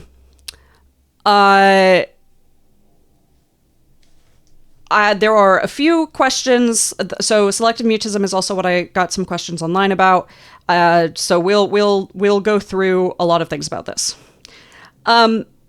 There are a number of reasons that selective mutism can happen. I'm going to throw out some. Let's see. I wrote down at one point. We've got apraxia of speech, which is also referred to as verbal dyspraxia. I've talked about dyspraxia a little bit before, but so apraxia of speech, verbal dyspraxia. We've got developmental language disorder. We've got language impairment with or without autism. We've got phonological disorders. We've got vocal dysphoria. Somebody in chat says spasmodic dysphonia. So there's like a few different things, some of which are more medically oriented, like some of which are more physically based. So spasmic dysphonia is based on like vocal cords. It's a like very physical thing. Some of these other ones are developmental, so apraxia of speech, verbal dyspraxia, or developmental language disorder. Those are very developmental. Vocal dysphoria is much more emotional. Those are some of our like developmentally oriented reasons. We've also got anxiety disorders. Although I would say that if an anxiety disorder is so significant that it is causing selective mutism, and like that's the cause, right? So like all there is at play is anxiety, and anxiety is not a secondary symptom itself. If what's at play is anxiety, and the anxiety itself is so severe that it's causing selective mutism, I would probably put down a phobia at that point. Like we're probably at phobic levels if that's the level of anxiety that somebody is experiencing. I would be really surprised to see that level of anxiety that's just due to anxiety, again, when the anxiety is not a secondary symptom, without any type of panic. I'm not saying that's impossible. I'd just be really surprised to see it. So obviously what people are wondering, if you've watched any of my content, is how autism might play into this. So selective mutism is really, really, really, really, really, really, really, really, really, really common with autism. So obviously we have people who are non-speaking and nonverbal autistics. These are two different things. Nonverbal autistic does not use language at all. Use word-based language at all. They use other forms of language, but they don't use word-oriented language. Non-speaking autistics, which is more common as people get older. Nonverbal is a little bit more common, like it happens more frequently in people who are quite young, but it certainly exists in older folks. Non-speaking is when people are unable to speak, but they can utilize language in other ways. You'll hear a lot of people say that they become non-speaking or they become nonverbal. This is something that non-speaking autistics have really, really asked that we don't do, because it's like such an identity-oriented thing. And it is more accurate to say that autistic folks become selectively mute. So I have selective mutism with a speech impediment. You will note that you do not often hear me say like the word girl or the word I even really, really is difficult for me. R's are really, really hard for me. You'll note that I just often skip an R in a word. I also have a history of stutters, right? So selective mutism is really common in autistic folks, especially during shutdowns and meltdowns. What can happen? So Hyunjin has some amount of selective mutism sometimes. It seems, based on what he's said, that selective mutism is related to some type of either anxiety or overwhelm or both. It's really more a matter of where that anxiety or overwhelm comes from. That's like all of these things combined. But it could also, again, be something like dyspraxia of speech, which is not super uncommon, especially in, neurodevelopmentally disabled folks. What can happen is that if you become selectively mute, if you're somebody who has selective mutism and you don't understand that, it's super stressful and it can double down on itself. Or let's say you have some type of speech impediment or some type of... Bro, why didn't my light turn out? I even charged it before this. Whatever. I'll survive, I suppose. Let's say that, that distracted me so much. You have some type of... any type of these things. What can happen is, because speech is so important to us, we get very stressed out when we can't think of words to say. And it's very overwhelming. And what can also happen is that humans, expect you to respond to them quickly. And in some type of manner. And if you have issues processing language, or if you have issues responding with language, that becomes a very stressful thing, but it's a very common human interaction. Now, this can really double down with people who also potentially have issues with keeping track of conversational change. So I have a number of clients who take a really long time to respond to things. in general. I think all of these clients have been ADHD, both ADHD and autistic, or had dissociative disorders and autism, one or the other. I have clients, and when I say a long time to respond to things, I'm a very patient therapist. I have to be, right? This is my client, my main client population.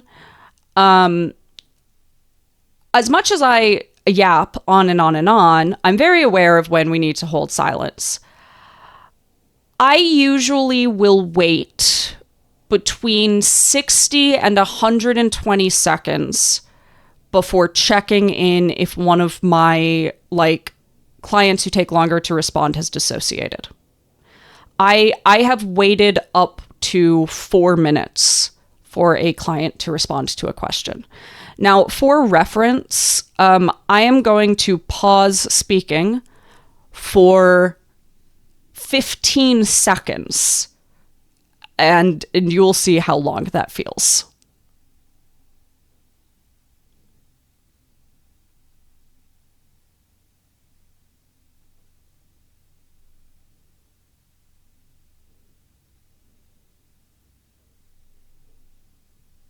So that was about 15 seconds. And that would be a very, very quick response for some of my clients. It's pretty complicated to explain what is often happening. But what usually is going on is people getting very, very lost in their heads about conversational paths and how to modularize the language they know to be able to fit to describe their experiences. And those are sort of two different things. I also have a lot of clients who I fully will sit there in session and have them make a phone call. Phone calls are very, very, very difficult for a lot of my clients because they don't really know how phone calls are going to go. You can script as much as you like, but things can really veer off of, you really don't know, especially if you're making a phone call to ask for information. And people will get really, really, really stressed about how to respond because it takes them time to figure out how to put their language together. And it's time that they don't know how to ask for, right? They have not practiced saying, by the way, it takes me a little bit of time to respond to things. You may have to be patient on the phone with me. Or doing that in an interview, or doing that when they go to a party, or doing that ever. People don't know how to do that. People really, that's a very difficult request for people to make. Now, this is the sort of uncertainty about change and expectation and rules is, common for anybody, both with rigidity of thinking, right? So anything that has strong rigidity of thinking, and difficulty adapting to change, like conversations can be really hard and can result in, if not selective mutism, really strong difficulty piecing together, that language quality. This is even harder with memory issues, especially with working memory issues, because you're trying to remember the context of the conversation. So for me, in my mind, I'm very good at improv for a variety of reasons. I'm good at improv because I've practiced it formally. I'm good at improv because I'm a dungeon master. I'm good at improv because I'm very terrified of having conversations with other people. I'm a deeply socially anxious creature. I worked really, really hard as I was growing up to figure out how to quickly be able to respond to people.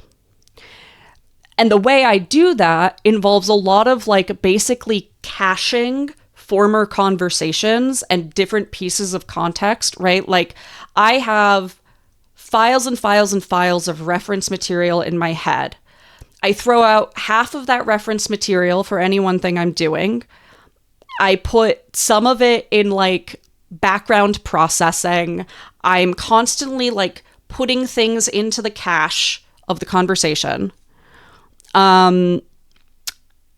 And then recalling that cache, like I'm constantly asterisking parts of my conversation. In order to do this, like right now, I have several things in the cache of where I'm going with this. Even with this metaphor, I have several things in the cache, and at some point, I'll pull that back up. I also have several things running as just like archived reference data, but I've also thrown out most of my life of context reference data in order to have this conversation. I don't need to parse all that shit for this. It's irrelevant to this. And then I have like some background processes that just always run no matter what context I'm in. If somebody has issues with working functional memory, they can't do that shit, right? Like that's a very complex thing. As far as managing context in your brain. And a lot of ADHD folks, like some of the disability is kind of an inability to hold on to those strands as the conversation goes.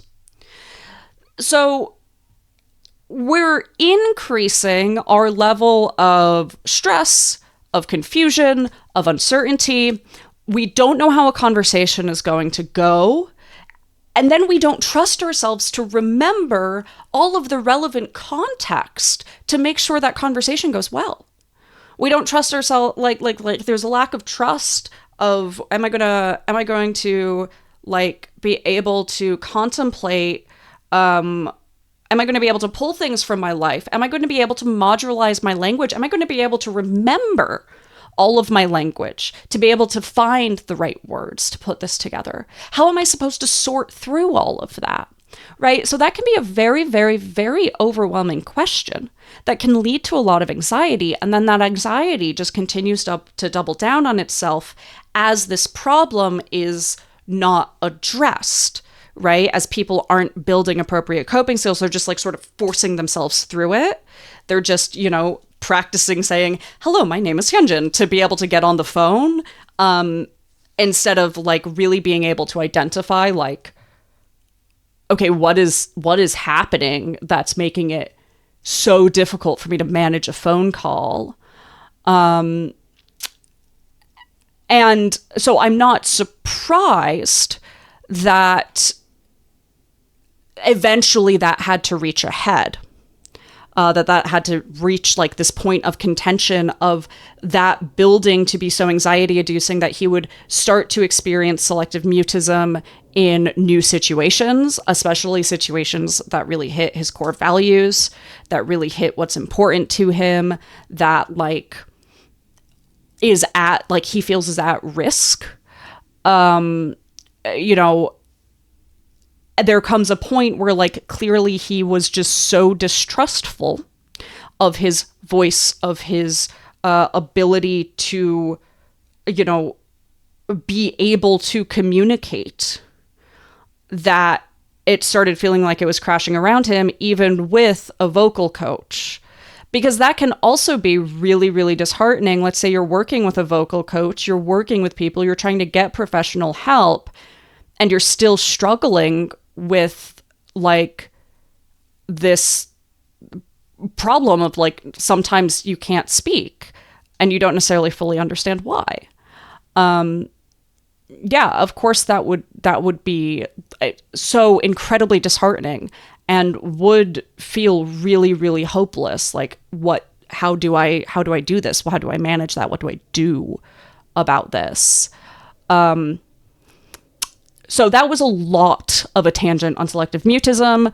There was a question in chat that I don't think I know the answer to. Does selective mutism account for the change in the sound of his voice over time? I think that would depend. I am not an SLP. I am not an SLP. I'm not a speech and language pathologist. That would probably depend on what the selective mutism is related to. So what's our core issue? Certainly, vocal dysphoria. Yeah, absolutely. um, uh, Speech apraxia, I'd have to do a little bit more research on common experiences. Unfortunately, most of the information on most of the underlying causes I brought up, most of the information is about children. It's about like very young people. So developmental language disorder, speech dyspraxia, pretty much everything on those things. The research is around kids. Or the information you get is around kids. So I did a little bit of research on this when, the Encore first dropped. And yeah, and unfortunately, I was not able to find a ton more than what I already knew because so much of the info is on kids, is around like children's experiences. And thus, we can't really qualify like how commonly vocal tone and vocality changes in people with these various things that can result in selective mutism. You're about to get an ad break in 5 seconds, so I'm going to shut the fuck up. Oh, noted. Thank you for giving me that reference to Kathy Hayes. I will take a look. I'm curious. I haven't had any clients with like that specific issue, but I'd be really curious, to hear more about her situation and experiences because like speech is so important, but it also has such a wide range of experiences from different people.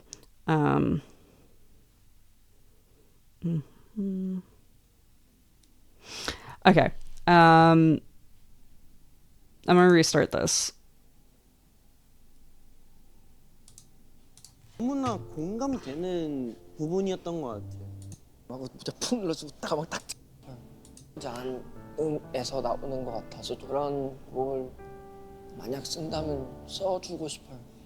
저는 고마웠던 게 하나 있었어요. 녹음하다가 예스. 이놈의 목소리가 계속 안 나와가지고 막 미치겠는 거야. 막 혼란스럽고 막 이게 녹음실에서 온 적 한 번도 없거든요. 태어나서 막 이렇게 올라오는 거야. 또 눈물이. 그래서 형 진짜 미안해 하고 진짜 푹 눌러주고 딱 들고 바로 나갔는데 형이 바로 뒤에서 이렇게 괜찮다고 했을 때 진짜 그때 진짜 고마웠어. 나도 그 짧은 순간에 온 생각 다 들어왔는데 그 중간에 딱 빵 해서 했던 게 잡아. 잡아. 한편으로 뭔가 되게 오바스러운 행동이었을 것 같다는 생각 들지만 근데 뭔가 So I think that actually Chan saying that points to a little bit of what I was talking about earlier with Hyunjin saying like if you don't have like love for yourself, it's really hard to love other people well. Because if like Chan's personal self-hatred or self-insecurity were higher, that fear of is this an overreaction might have stopped him from doing what his mind and body instinctively knew Hyunjin needed, right? Like he knows Hyunjin inside and out, right? Like he knows his members so well. If his gut instinct is like catch him, like I need to be there for him right now in like a very somatic physical way, I need to ground him, he's probably right.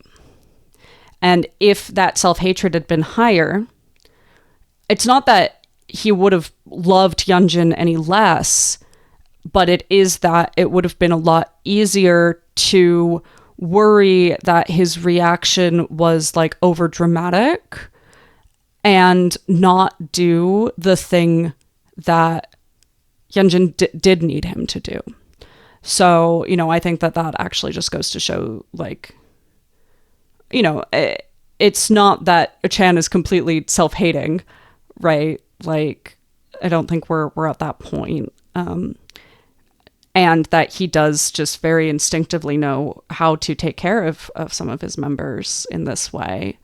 Yeah, so I think that's just like a good reinforcement of what we were talking about earlier. 누군가 곁에 있어줘야 될 것 같은 느낌이 들어서. 근데 나도 너무나 공감되는 부분이었던 것 같아. 얼마나 답답하고 짜증나고 힘들겠어. 약간 난 녹음이랑 별개로 내 마음을 전달을 못하는 게 그쵸. 얼마나 힘들겠어. 근데 난 그때 형이 Just even watching Hyunjin think about this is actually devastating. Like just like his body language. 녹음이랑 별개로 Like you can even see him like breathing a little 내 bit 마음을 harder. 전달을 못하는 게 그쵸. 얼마나 힘들겠어. Like that little gesture there, like that was a very relatable moment for me, because that is the exact same face and expression I make when I am trying to speak when I am mute. Like when I have to somehow force out like 3 words because there's no other option. Like that's exactly what I do. And like obviously that's projection on my part, but like contextually that one's really really devastating. And talking about expressing your heart, right, for somebody like Hyunjin, who like he does use language is really important to him, and to not be able to manipulate the language that you can manipulate in your mind to move through your body, especially for somebody who's also very somatic, right? He has to be very in touch with his body in order to be a dancer, though like there's also some dissociation that has to happen as well in order to push through some of the pain. That's like a complex sort of matter, but like for somebody who knows how to manipulate their body, but they cannot get themselves to use their voice the way that they know they should be able to, that's really, really, really devastating. For somebody who loves their body and loves language, like who just loves that honest creative expression as much as he does. I have to imagine that like really hits at like some of his soul. 마음을 전달을 못하는 게 그쵸. 얼마나 힘들겠어. 근데 난 그때 형이 잡아주지 않았으면 나 못했을 것 같아. 딱 녹음실에서 나가는 순간부터 나 그만둬야겠다. 일을. 너무 그러니까 좀 오래됐었잖아요, 그 목소리가. 딱 그때가 약간 끝! 현진아, 너 끝이야. 그러니까 딱 들렸어요, 나한테. 내 목소리를 모니터링 하는 과정에서. 그래서 진짜 그만둬야겠다. Actually. 이러고 있었는데 형이 딱 잡아 내 목소리를 모니터링 하는 과정에서. 그래서 진짜 그만둬야겠다. 이러고 있었는데. Okay, so he wasn't going completely mute, but he was just like not able to do what he needed to do with it at all. 끝! 현진아, 너 끝이야. 그러니까 딱 들렸어요, 나한테. 그만둬야겠다. But yeah, I mean, if you're standing there for ages thinking through this after you'd been struggling for so long, yeah, I can totally see it. Like, you know, I think he would have found support, right? Like, I don't think it would have been as easy, just because there's so much work involved in quitting as an idol. I don't think it would have been as easy as him, you know, walking off saying I quit and then quitting. But yeah, I mean, that would have created a lot of time to really just sit there and struggle with this thing that he'd been struggling with for a long time, you know? And yeah, of course you walk out devastated. 딱 그때가 약간 끝! 현진아, 너 끝이야. 그러니까 딱 들렸어요 나한테. 내 목소리를 모니터링 하는 과정에서. 그래서 아 진짜 그만둬야겠다. 와 이러고 있었는데 형이 딱 잡아줘서 한 번 더 용기 내서 형이 형 집에서 녹음 받아줘서 그때부터 다시 하자 했어. 제가 모르게 이러고 있었는데 형이 딱 잡아줘서 한 번 더 용기 내서 형이 형 집에서 녹음 받아줘서 그때부터 다시 하자 했어. 제가 모르겠어요. 그 압박감이랑 아 있어. 나도 그래. 요새는 어때? I think it's also interesting that, you know, he did it again at his house, right? To just like, and maybe that's something he sort of learned from Seungmin to an extent and learned from some of the other experiences with Chan's Room,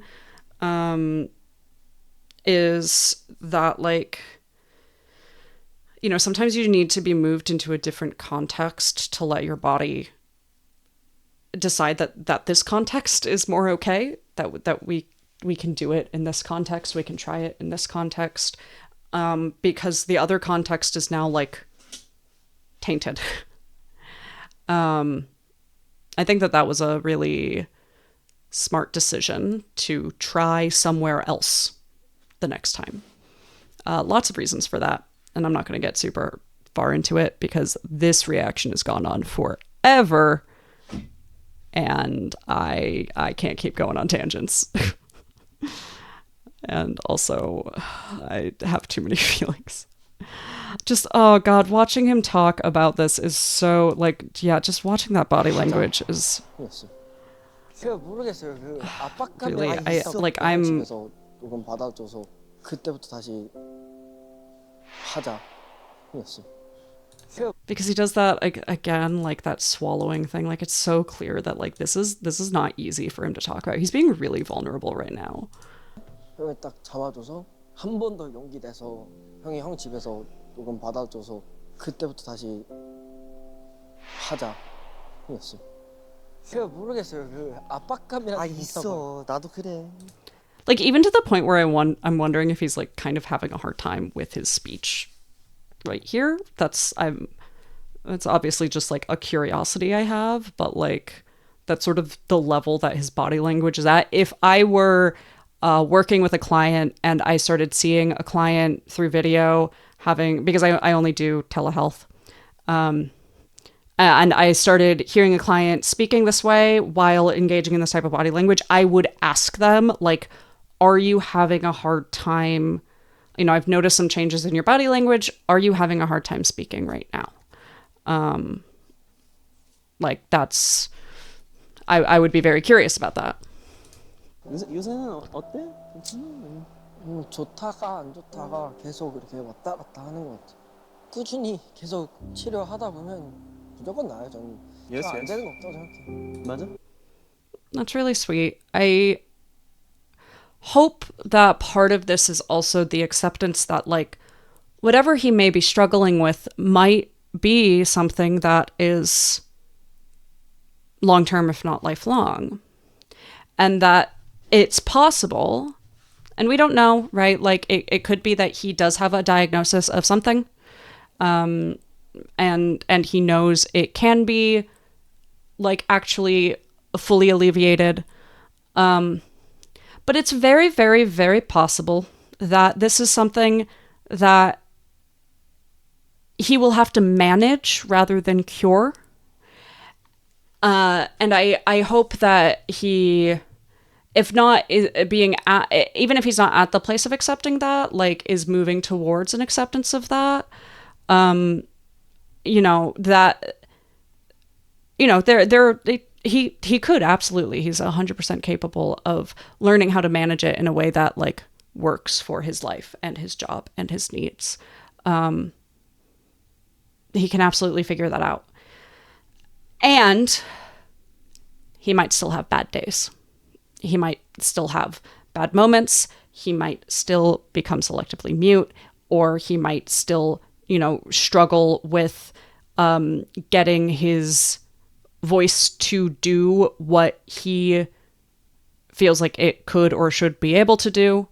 That like this may not be something that he can fully cure. It could be, right? But it also might not be. And I hope that that is in his view of holding the multiple truths of like, just because a disability might be indefinite does not mean that there is no way to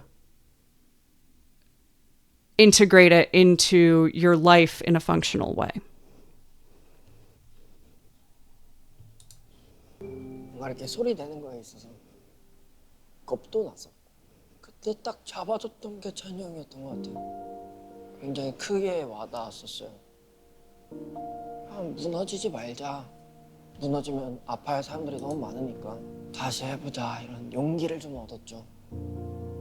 지금처럼 스키즈 다시 해보자 이런 용기를 좀 얻었죠. 자, 그때 딱 잡아줬던 게 찬이 형이었던 것 같아요. 굉장히 크게 와닿았었어요. 무너지지 말자. 무너지면 아파할 사람들이 너무 많으니까 다시 해보자 이런 용기를 좀 얻었죠. 지금처럼 스키즈 잘 이렇게 That also must feel like so much pressure. I really want to go back to that one line. I'm gonna make myself cry with this. Every now and then, it's not what they say that makes me really emotional. It's what it means. If I fall apart, too many people will be hurt. You know, there's a lot to unpack there, because I think that this is about way more than, you know, if I fall apart, like fans will be upset that I have to quit, or the members will be upset that I'm not there anymore, or things like that. There are some ways in which, you know, they have been saying, like Ada's fate, they've been saying, if one falls down, we all do. Like, they've been pretty adamant that they want, as much as possible, to continue on with 8 members of Stray Kids. And while I don't think it's actually the case that if one of them chose to quit, especially for, you know, something like this, just Stray Kids would immediately disband. I think it is very uncertain what would happen. And I think that, like, he is considering a lot more than just, you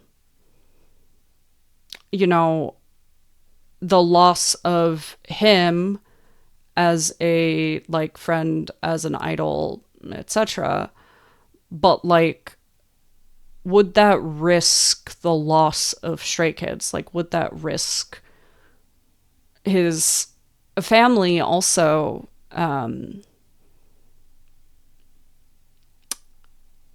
feeling less desirous of wanting to keep together? And that's like, that whether or not that's true, I have to imagine that that's like part of the thought process, especially having struggled with this for so long. And some of the fear, right? That's an immense burden, an immense amount of pressure to be asking yourself is, you know, if I fall apart, if I collapse, is there shrapnel, right? I think especially I'd be really curious as well, and this is something that I don't think that I could really make guesses at, but I'd be really curious as well if there's any factor like what is it that him having been on hiatus in 2021 and sort of like that having been a thing that was not like a formalized amount of time that at least we knew about, like is there a factor in how he was thinking about the impact of on other people and on himself from having gone through that experience, you know, not that terribly long ago. I'd be really curious about that. We're going to get an ad break in 46 seconds, so I'm going to pause. Okay, we're back from ads, and maybe... It is a weird autofocus, and it's a weird autofocus because, like, it just keeps changing my camera settings. Like, I'll say, don't autofocus, and then it'll start doing that, and I haven't... I don't know.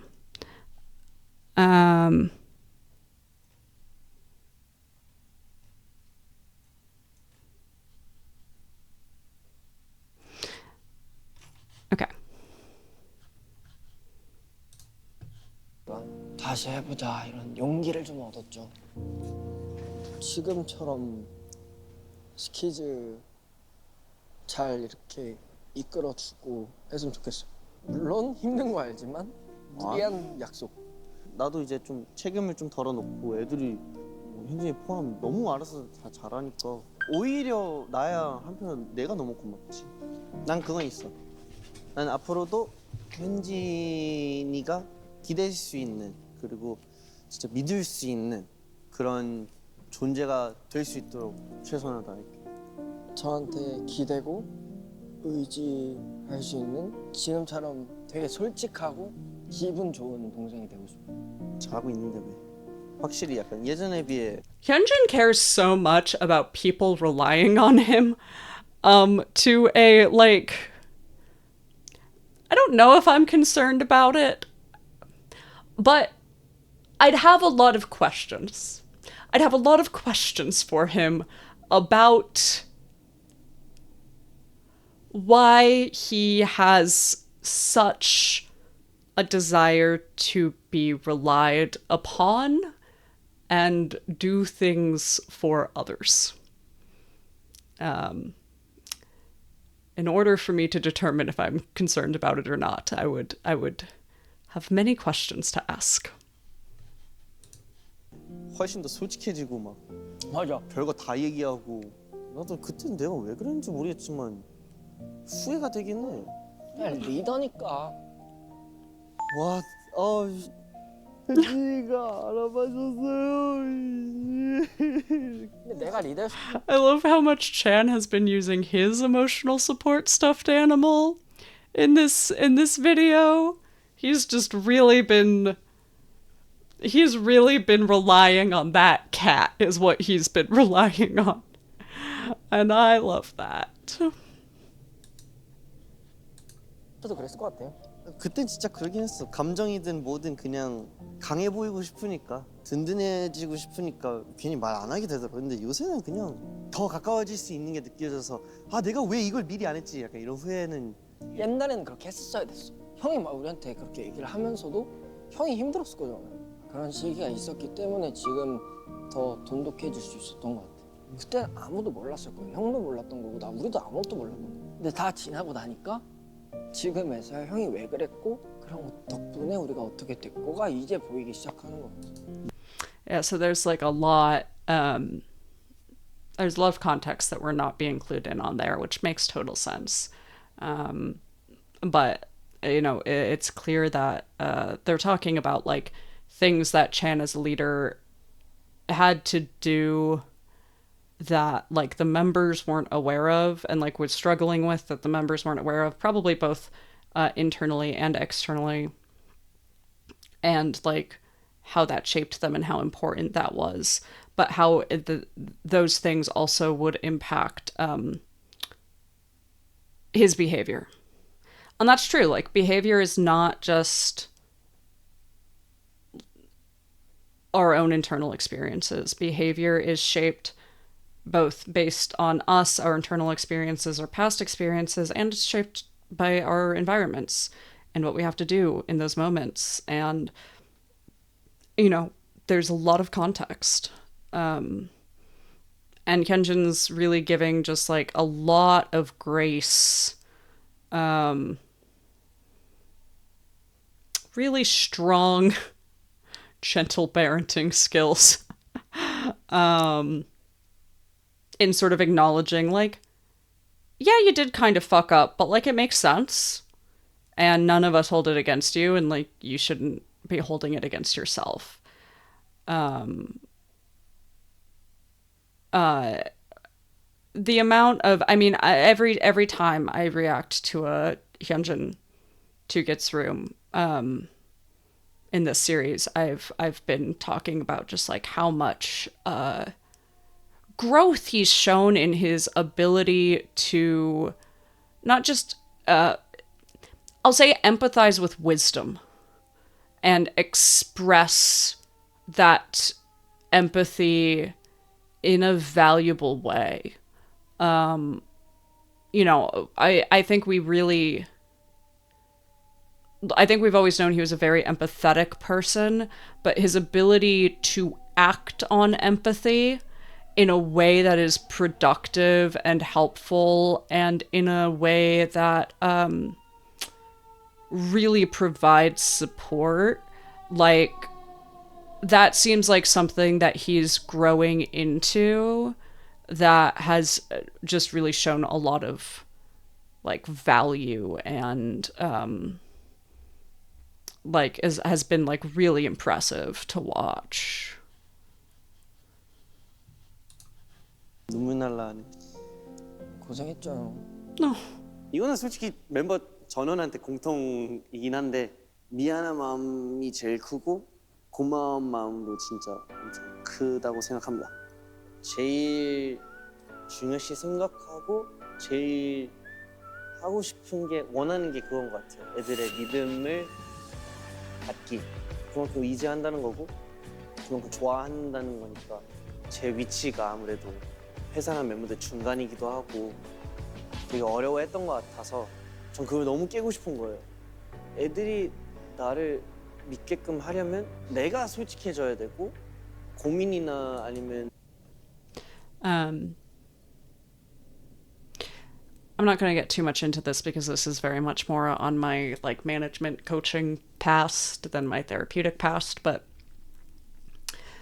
I have often said that like the people in some of the worst situations at hierarchical companies is line managers. Like the people who have to lead a team and be really close to that team, but are also expected to have obligations to a company.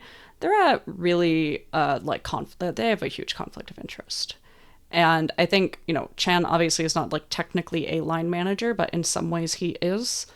And what he's really talking about here is a conflict of interest, and saying that, like, I think that now he's at the place, but also the band is at a place where he can pivot as much as possible into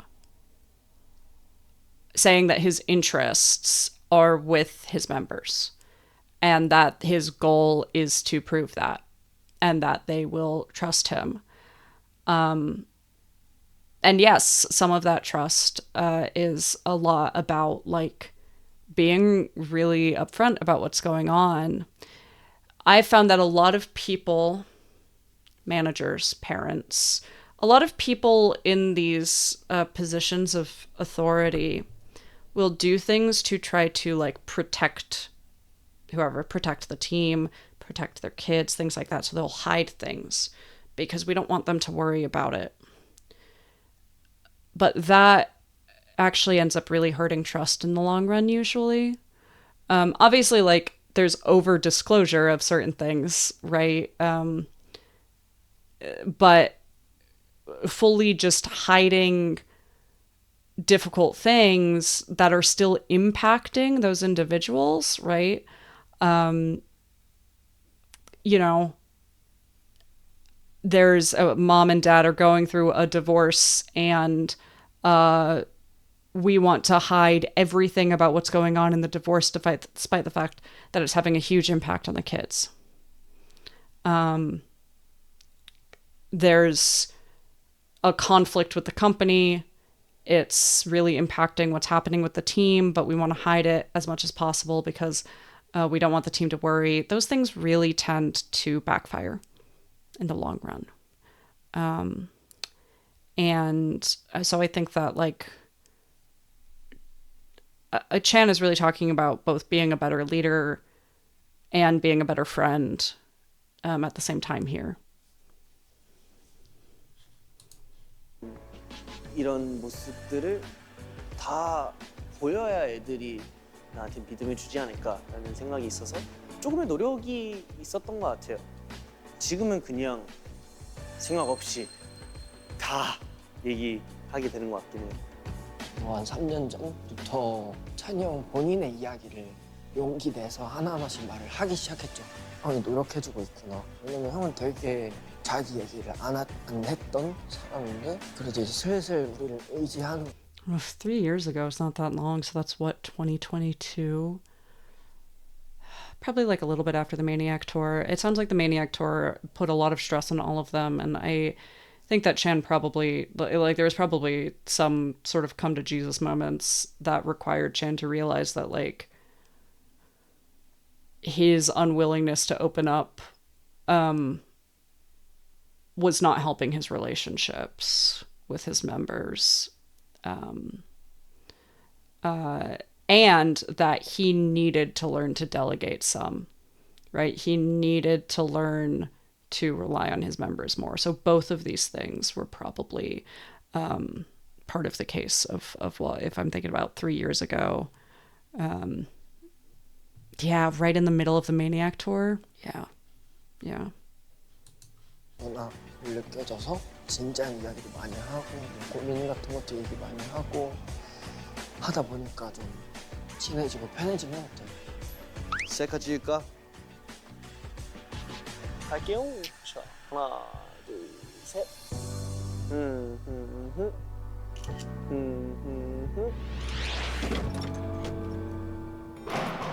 곤살레스. 딱 두 가지만 기억해 둬. 1번. What a 거고, emotion 우리 안 갈 shift. 거임. 2번. 사랑한다 내 동생 찬이 형이. 과연 Sorry, I was too.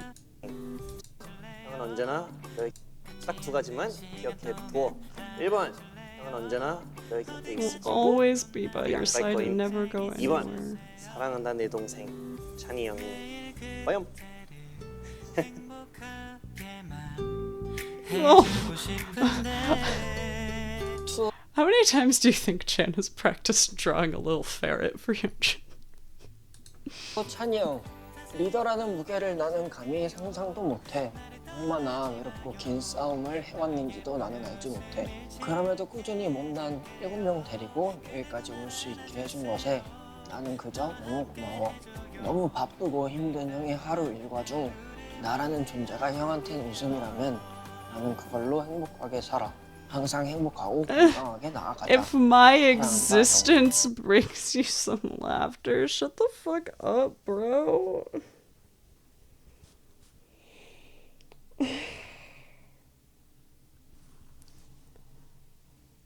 Man, shut up.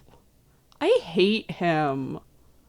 I can't stand him. 너무 바쁘고 힘든 형의 하루 일과 중 나라는 존재가 형한테는 웃음이라면 나는 그걸로 행복하게 살아. 항상 행복하고 건강하게 나아가자. 사랑한다, 형.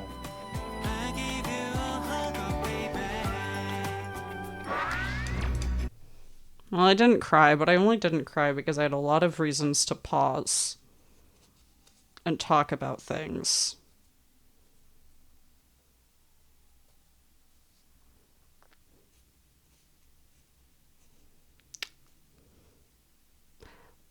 Why are they like this? Why they gotta be like this? Why they all gotta be like this? I need them in more group therapy. That's what I need.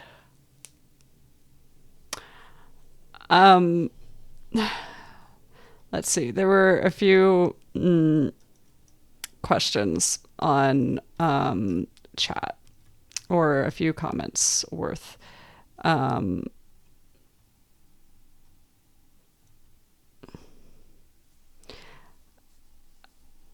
Did they talk? So somebody asked why they talked as much as they did individually for this episode compared to how much they talk in other episodes.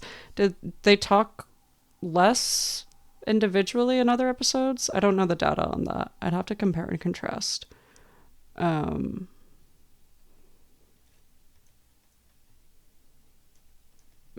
I mean, it's probably just kind of more about the editing and getting like insight from them. Since this was like a rougher episode, I don't know. I'd have to rewatch some other episodes. Somebody talked about sort of acceptance versus like how little people or like notice that he has issues with his vocality, and sort of the hope that he can learn to integrate that into life. I was talking more about his own personal acceptance outside of not like other people's acceptance or like the ability. I'm talking more about like he was talking about sort of like overcoming things, and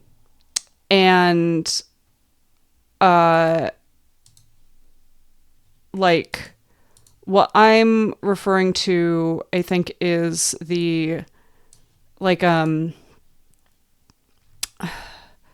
the radical acceptance of reality that like a disability might be indefinite, right? The same way that like Felix has had to come to find acceptance in the indefinite nature of his disability. You know, that if whatever is the underlying reason for like Hyunjin's vocal concerns is something that he will have to manage for the rest of his life, that he is able to find the acceptance for that fact, and that it's not too disheartening for him if he does continue to have bad days sometimes. So, you know, not really anything to do with like the fans accepting or noticing. I don't really give a fuck if fans I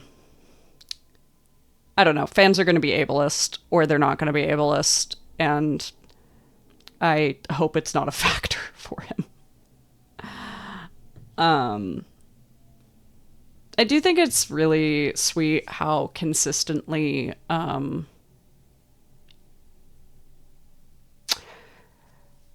the members have been talking about Chan opening up, and like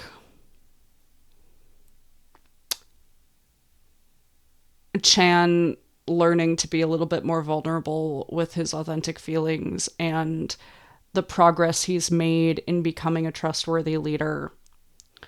I think it's very clear that he sees that less than the rest of them.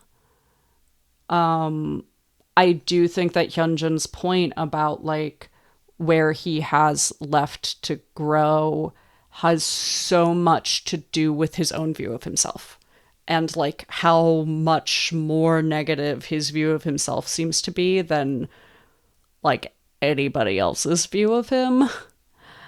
And it's hard, and I think that this is part of why like Chan fans become so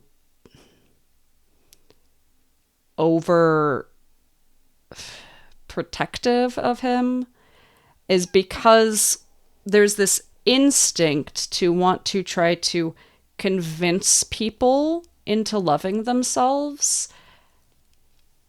And that doesn't really work very well. It'll help a little bit, it alleviates some amount, but so much of it is work that they need to do themselves and need to be motivated to do themselves. And like, that's not a super fun or exciting thing to hear or to know. But it really is the case that like the hyper protectiveness of Chris does not result in him loving himself more. It maybe protects from some of the like hate you get online. And you know, I think it can be good to drown out some of the really unnecessary hate, but especially when we're like, I don't know. I just really get the impression from some folks that they're trying to convince Chan to be better at being okay with who he is. And that is not work we can do. It's just it is an exercise in frustration. I think that it can be really effective to communicate like what we do love and appreciate, like, which is so much of what Hyunjin is doing, right? Like Hyunjin wasn't sitting there going like, Chan, you need to love yourself more, or like, Chan, everybody else like really loves and cares for you, and like whatever. Hyunjin was sitting there and going like, this is what I want to do for you, or like, this is the stuff that you're doing really well. Or that's why I said that like Hyunjin was like showing some really strong like gentle parenting skills. Was that reinforcement of like strengths based, like really empathetic strengths based assessment. That was really, really like well thought out and very understanding of the person he was talking to. That can help. It's still ultimately like a decision that those people have to make, is the decision to work really, really hard to learn how to like themselves. It's such an individual journey, and it has to be done by them. And there's a lot of support and help that can be given, but ultimately, like, it has to be a goal of theirs. It really does. Okay, that's what I've got for that. There's another ad coming up. Do I do something after this? I think I'm open to it, but I need more tea if I'm going to. How long have I been doing this for? How have I been here for did I spend 3 hours on, I mean, like, minus some, did I spend 2.5 hours on a single, oh no, yeah, I spent like 2.5 hours on a 20-minute bit.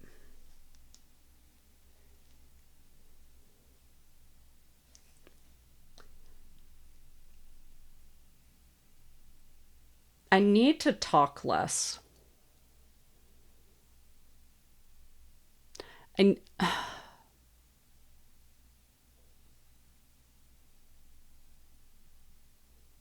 need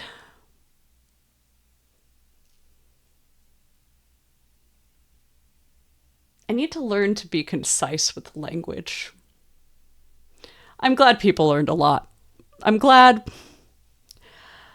this continues to be valuable content for a very specific niche of people willing to listen to me just not stop.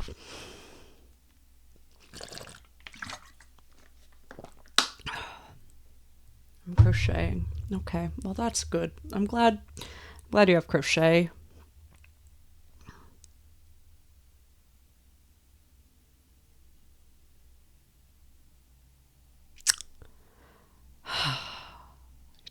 Did your nails.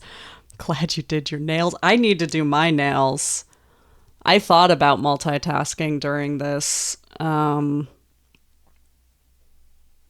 as it turns out, I can't multitask during this. That is a downside of this experience, is multitasking.